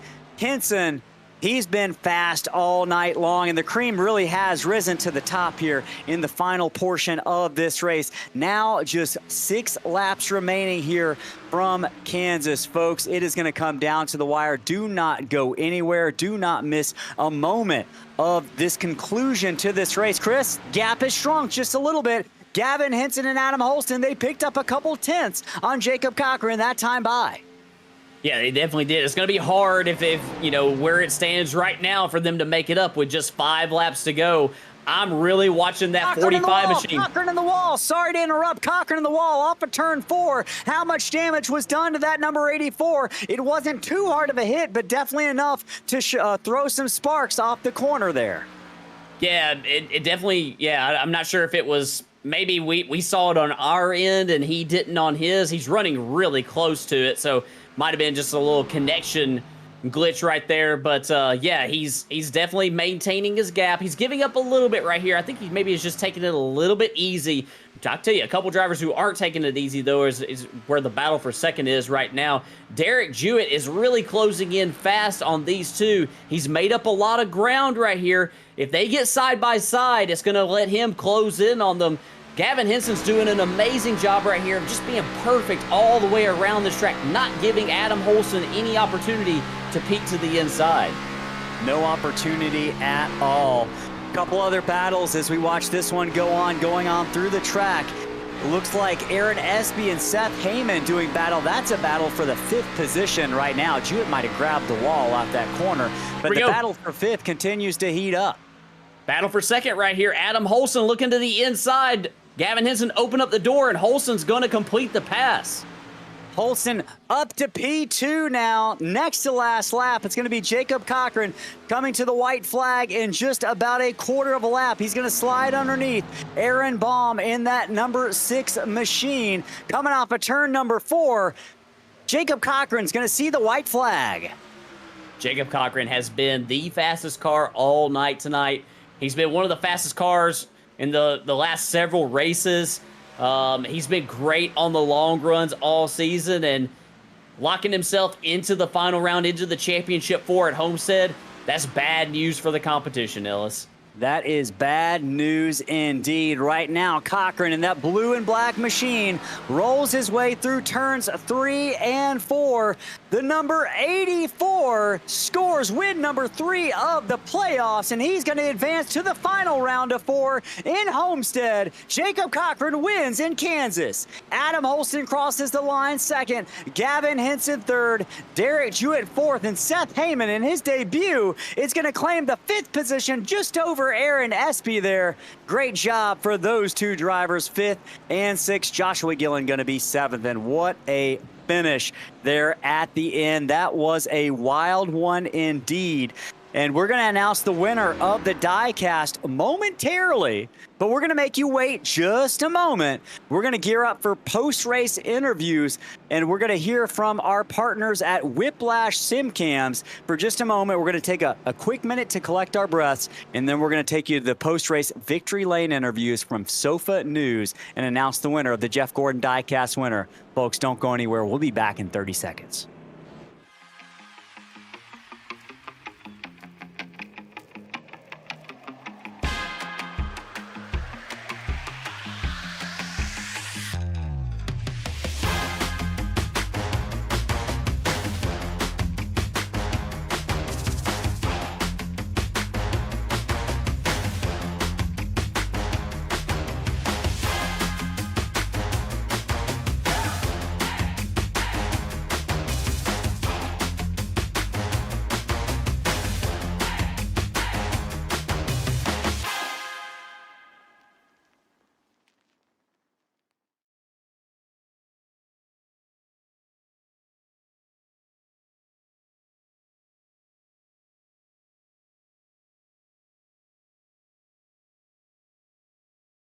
Back here live in Kansas, you just saw the conclusion of race number 4 of the Fall Creek Plumbing National Series playoffs. We're going to hear from those top 3 finishers, but before we do that, congratulations to Brendan Reed. You are the winner of the Jeff Gordon Wizard of Oz diecast car. We appreciate all the folks tuning in tonight, participating in that chat and playing those games with us.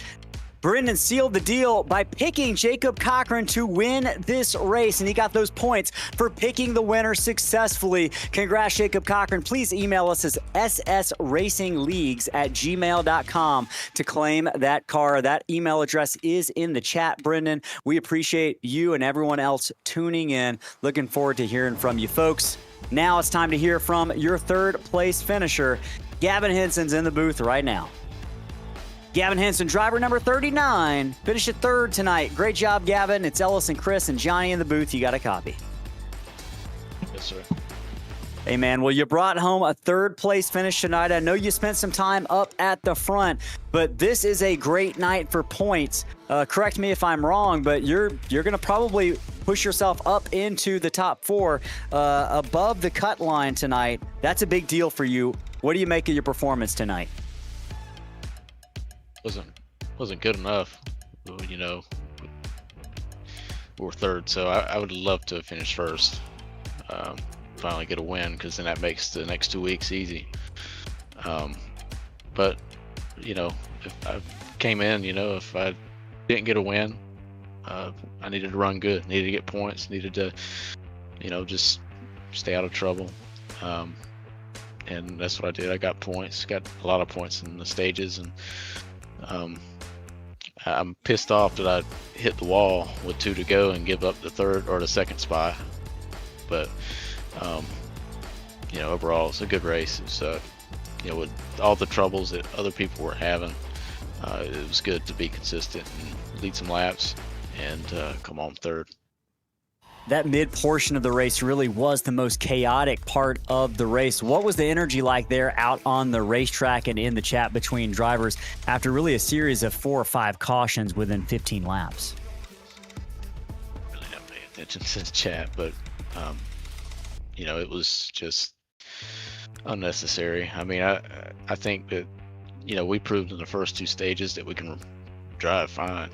I don't know if people lost their head. I mean, I know I took the 77 and the 33 3 wide, but I mean, he has the choice to back out. I'm going for positions, track positions, so key. So yeah, I don't know. I just didn't want to be a part of it. I wanted to get to the front and get out of that, whatever was going on in the middle of the pack, because I can't afford that. I'm at a points deficit. I can't afford to wreck or have a setback in the first race, especially with next week being Talladega. So Smart racing. That was my next question. You led me right to it. Talladega. Well, how are you going in? What's the mental mindset there? Are you going for it? Or are you just trying to get out of there without getting in the big one? well, last time I raced Talladega in Xfinity cars, and here I rode at the back and got wrecked. So I'll probably just see where the pack is. But I mean, I tend to run pretty good at these tracks, which doesn't mean anything. You can still wreck, you can still have bad luck, but I'm gonna try to get to the front and lead some laps, maybe win a stage, put myself in a better spot, and hopefully I won't have to worry about points going into Martinsville, because I mean, I don't know. It's been so long since I've run Martinsville, I couldn't tell you how good I am there. So yeah, we'll just see how it goes. All right, man. Well, before we let you go, you got any shout outs for the folks at home? Yeah, shout out my team, Waterforce Racing, and shout out to the broadcast. You guys do a great job, and yeah, that's all I got. All right, man. We appreciate you. Good luck out there at Talladega next week. Thank you, sir. All right, that was Gavin Henson, your third place finisher tonight. We're going to bring in Adam Holson in the booth. Chris, I'll let you take it away. Adam Holson, our second place finisher. This is the Slingshot booth. You got a copy? Yes, sir. And Adam, we saw that number 8 machine up there near the front all night long tonight. We know it was a tough night for your 5-star teammate, Evan Janik, but you definitely represented the team well up there all night. Seemed like you had a lot of speed in that 8 machine. Tell us about your night. You happy with the result? Yeah, I'll definitely take second. I definitely think I could have won that race too, though, but second's all right. More proving to myself that I can save the tires with some of these guys too, so that's another plus on that side, and I can't be mad at it. You kind of are leading into the next question I was going to ask. Ellis and I were looking at your lap times at the end of stage 1 when we had that long green flag run, and you were the fastest car on track right there. It seemed like you were one of the fastest guys on long runs tonight. It's probably got to give you a lot of confidence going forward right here to be able to keep the tires underneath that car as long as you could. Oh yeah, definitely, especially with the mid-season equipment change. Had to get a new wheel right before the playoffs started, and just been trying to learn that in the process, and I've actually been getting good at the tire saving. Yeah, well, you definitely did a great job of that all night long tonight. Looking ahead right here, this was a great points night for you. You came in with a little bit of a gap, a small gap, but you're going to extend that a little bit with a great performance tonight, great second place finish, and heading into Talladega next week, and then Martinsville the week after that. It's a couple of wild cards. How do you assess and how do you prepare for next week, the wild card that it is at Talladega? What's your game plan? Are you gonna race hard all night, or try to play it safe and avoid the big crash? I mean, I think I want to sit around that top 10 area and pounce on that stage whenever it comes around, and really just stay out of trouble throughout the rest of the race and just rack up some points and hopefully get out of there safe. Definitely sounds like a great plan, and we're excited to watch you do that next week. Before we let you go celebrate this great podium finish here tonight, do you have any shout outs for the folks watching at home? Yeah, I'll shout out 5-Star Racing. I'll shout out Black Diamond Designs for the paint scheme. Shout out Ricky LaFleur out there in the crowd. Oh, yeah, he's a good chatter, man.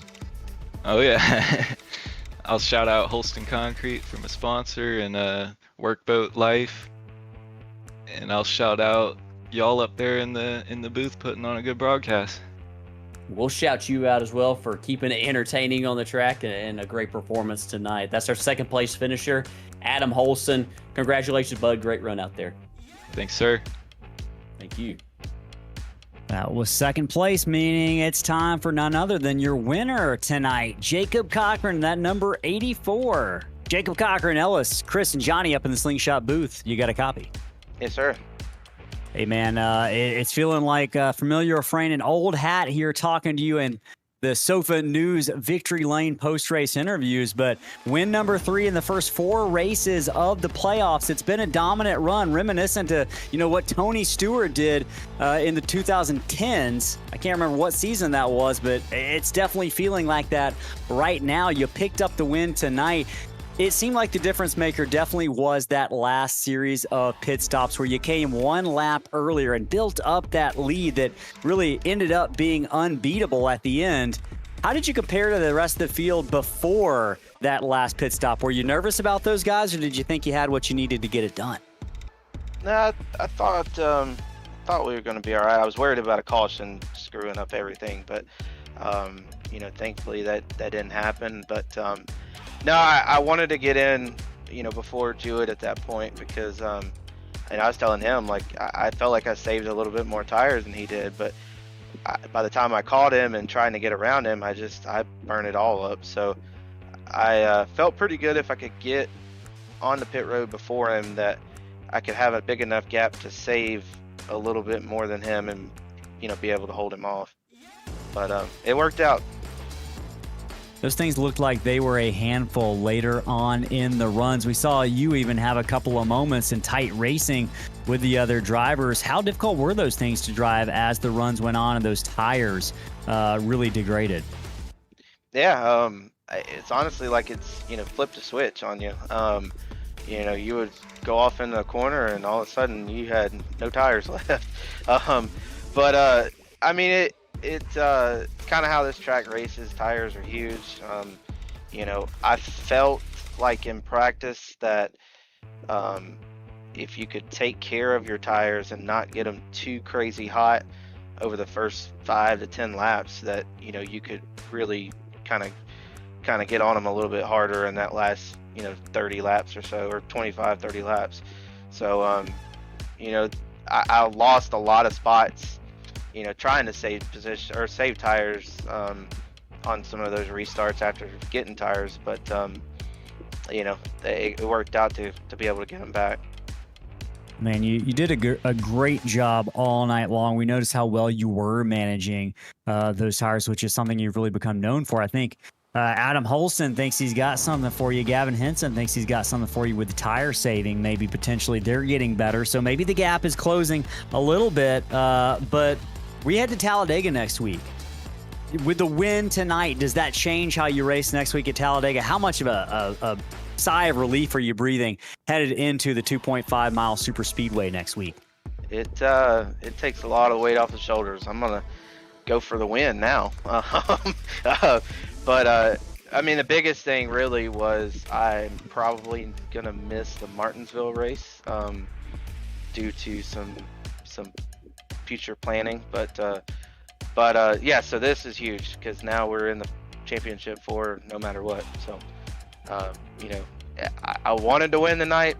I had it on my list, but I know it ain't never easy. So you got to take them when you can get them.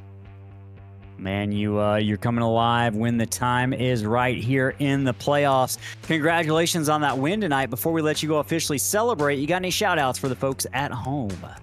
Yeah, first off, shout out you guys in the Slingshot booth. You guys always do a great job, and I know probably speak for a lot of the drivers. We always love going back and watching them over. Shout out to my team, Aaron SB Racing. Aaron and Steven Gill, he's kind of a associate, I guess you could say. And then my sponsors, Downtown Auto Sales, and then Fall Creek Plumbing for setting up or sponsoring the series, and Brandon Willard for putting the league together. All right, man. Jacob Cochran, winner tonight at Kansas. We'll let you go celebrate. Thank you. Y'all have a good night. Too. Wild race. It was kind of three different races, Chris. The opening stage, clean and green. Second stage, clean and green. But the first part of that final stage was chaotic and messy, to say the least. Several of our playoff drivers didn't survive it. That included points leader Evan Janik. And let's talk about those finishing results, including where the points leader ended up tonight. Let's walk through the rest of the finishing order for the race tonight. We heard from our top three. That was Jacob Cochran, Adam Holston, and Gavin Henson. Fourth was Derek Jewett. Fifth, Seth Heyman in his debut in Mystic Racing League. Aaron Espy had a tight battle going on with Seth Heyman in the final 10 laps. He's going to finish sixth in that number 16. Joshua Gillen holds off for one of his best performances of the season in seventh position in that 10 car. Nick Raffini holds on for eighth. Good run for driver 04 tonight. Caleb Hunt, after early trouble, settles for a ninth position finish in that 78. He brings it home in the top 10. Jared Knopsnyder finishes 10th in that number 82. Chris, I'll let you take it the rest of the way. Yeah, I'm going to give another shout out to Jared Knopsnyder. He's usually our race controller. He's been a race controller a lot this season, but he was very good tonight. I think this is one of his better performances we've seen in the few races that he's run. So I never got a chance to give him a shout out during the race, and I wanted to. I was meaning to come back to it. So I'm going to shout Jared out right there for a great top 10 on the lead lap run in that 82 machine. Stephen Gill is going to finish in the 11th spot. A great restart there towards the end out of him. He'll finish 11th. Christian Barnes in 12th. The first car one lap down in that 27 machine, our Roval winner. Aaron Baum is going to finish in 13th. That's our outside pole sitter. Ran into some trouble during this race. Casey Bristow going to finish in 14th. We saw him in that big crash with Evan Janik. Zach White will finish in 15th. All these drivers, as you see from this point forward, had some trouble they had to overcome tonight, and most of them did not, unfortunately, because of the crashes and adversity out there. Reggie Kime, one of those playoff drivers, will finish 16th. Evan Janik, I think the big story tonight, possibly other than Jacob Cochran locking himself into the championship round, is Evan Janik having his issues tonight. Will finish in 17th spot, looking to recover next week at Talladega. Douglas Wasaki will finish in the 18th spot. Brad T. Nelson finished in 19th. Keith Dwinell in his series debut finishes in 20th. And rounding out the field will be Isaac Brock in the 21 and Kenneth Kucko in the 51. Great race tonight. A lot of drivers fought through some adversity early on, but worked their way back up into the top 15 and top 10 as the night came to a close in Kansas. It was a hazy night. The lights went up, and the sun went down in Kansas. And I feel like, man, as I think about it, it's when the lights went on and the sun went down that things started getting crazy tonight out there. Just 3 races left. Talladega, Martinsville, and the season championship finale at Homestead 3 weeks from tonight. It has been an amazing season, and we're entering into the final leg of this thing, folks. Stick with us. It is going to be an amazing conclusion to the Mystic Racing League Fall Creek Plumbing National Series on Thursday nights here, but we're not just doing stuff on Thursday nights here at Slingshot TV. We've got Monday nights, we've got Wednesday nights, and if you look at the schedule for what's to come, Chris, last week the UD Award Series for Slingshot Racing League took to Lime Rock Park, where Devin Jack put on a masterclass performance. We're headed to Iowa this coming Monday. You raced in that race last season, and it was wild. It was wild, and yeah, give a shout out to Devin Jack for his performance on Monday night. I had a good view of that 94 car just getting smaller and smaller and smaller as the race went on. But yeah, I'm very much looking forward to Iowa. The ARCA cars put on a great show in that UD Awards National Series, and Iowa is just such a racy track. Can't wait to get on that 7/8 mile oval. And then just 2 nights later, Wednesday night, after an off week, the Stand-Up Fight Series Invitational for Slingshot Racing League starts race number 4 at Charlotte. And if the first 3 races have been any indication of what is to come, this season is maybe one of our best yet on Slingshot TV. All of these drivers are former Slingshot Racing League champions and winners throughout the field, and it is a amazing race whenever they take the green flag each and every week. So if you want to see some amazing racing, do not hesitate to turn into Wednesday nights here on Slingshot TV at 9 p.m. Eastern time. And then we mentioned it, Chris, looming large for these drivers is Talladega. Another opportunity for a driver beyond the cut line of the top 8 to walk their way into the playoff championship race with a win and upset the whole playoff picture. That's next week at Talladega, Thursday night, same time, 8 o'clock Eastern time, folks. Do not miss that race. It is going to be epic indeed. Couple things to note for tonight, folks. We had Brendan Reed win that Jeff Gordon diecast. We had a couple of you like Ricky LaFleur and Brianna Fondra tuning in, letting us know they got their prizes. They got their diecast. They got their cards. Folks, we do giveaways almost every single night here on Slingshot TV. We appreciate you joining us. We want to make sure you win one of those giveaways at some point, so keep on tuning in. Make sure you've hit that subscribe button if you haven't done so. It does not cost you a single thing, and it just helps us get more eyeballs on your favorite drivers. It's the best way you can support this channel. And Johnny, you've done expert work all night long, working the cameras, working the graphics on TV. Would you have wanted to be out there on the track tonight? Man, I don't know. Seeing how much of a handful those cars were, it didn't look like it would have been a lot of fun. But hey, maybe it would have been if you would have survived to the end. Looked like there was some good battles to be a part of there. But yeah, either way, it was a lot of fun to watch. I'm going to put you on the spot. Who do you pick for Talladega next week? Oh, we're going wild card. I don't know. I think we're going to maybe look a little further back. I'm literally just looking through the results. I'm going to say if Nick Raffini is there, that's my pick next week. Interesting pick. We'll be keeping an eye on it. We'll talk more about him and the rest of the field next week at Talladega. Folks, if you tuned in, we absolutely appreciate it. Don't miss Monday night's UD Awards Series at 9 o'clock Eastern time here on Slingshot TV. Folks, it's been a wild one from Kansas. Just 3 races remaining in the Mystic Racing League Fall Creek Plumbing National Series season. So long from Kansas, folks. We'll see you next week down south in Talladega. Have a good night, everyone. Whether it's a sudden leak or a project you've been meaning to tackle, Fall Creek Plumbing is here to help. Serving all of Central Indiana, we're a small family-owned business based in Pendleton, built on honesty, quality, and care. From slab leaks and water heaters to full plumbing upgrades and everyday maintenance, our team brings experience and craftsmanship to every job, big or small. It's not just about fixing problems, it's about providing reliable, long-term solutions for your home. At Fall Creek Plumbing, we believe in showing up on time, treating your home with respect, and doing the job right the first time. Because peace of mind shouldn't be a luxury, it should be the standard. Fall Creek Plumbing, local, reliable, professional, and proud sponsor of Mystic Racing League.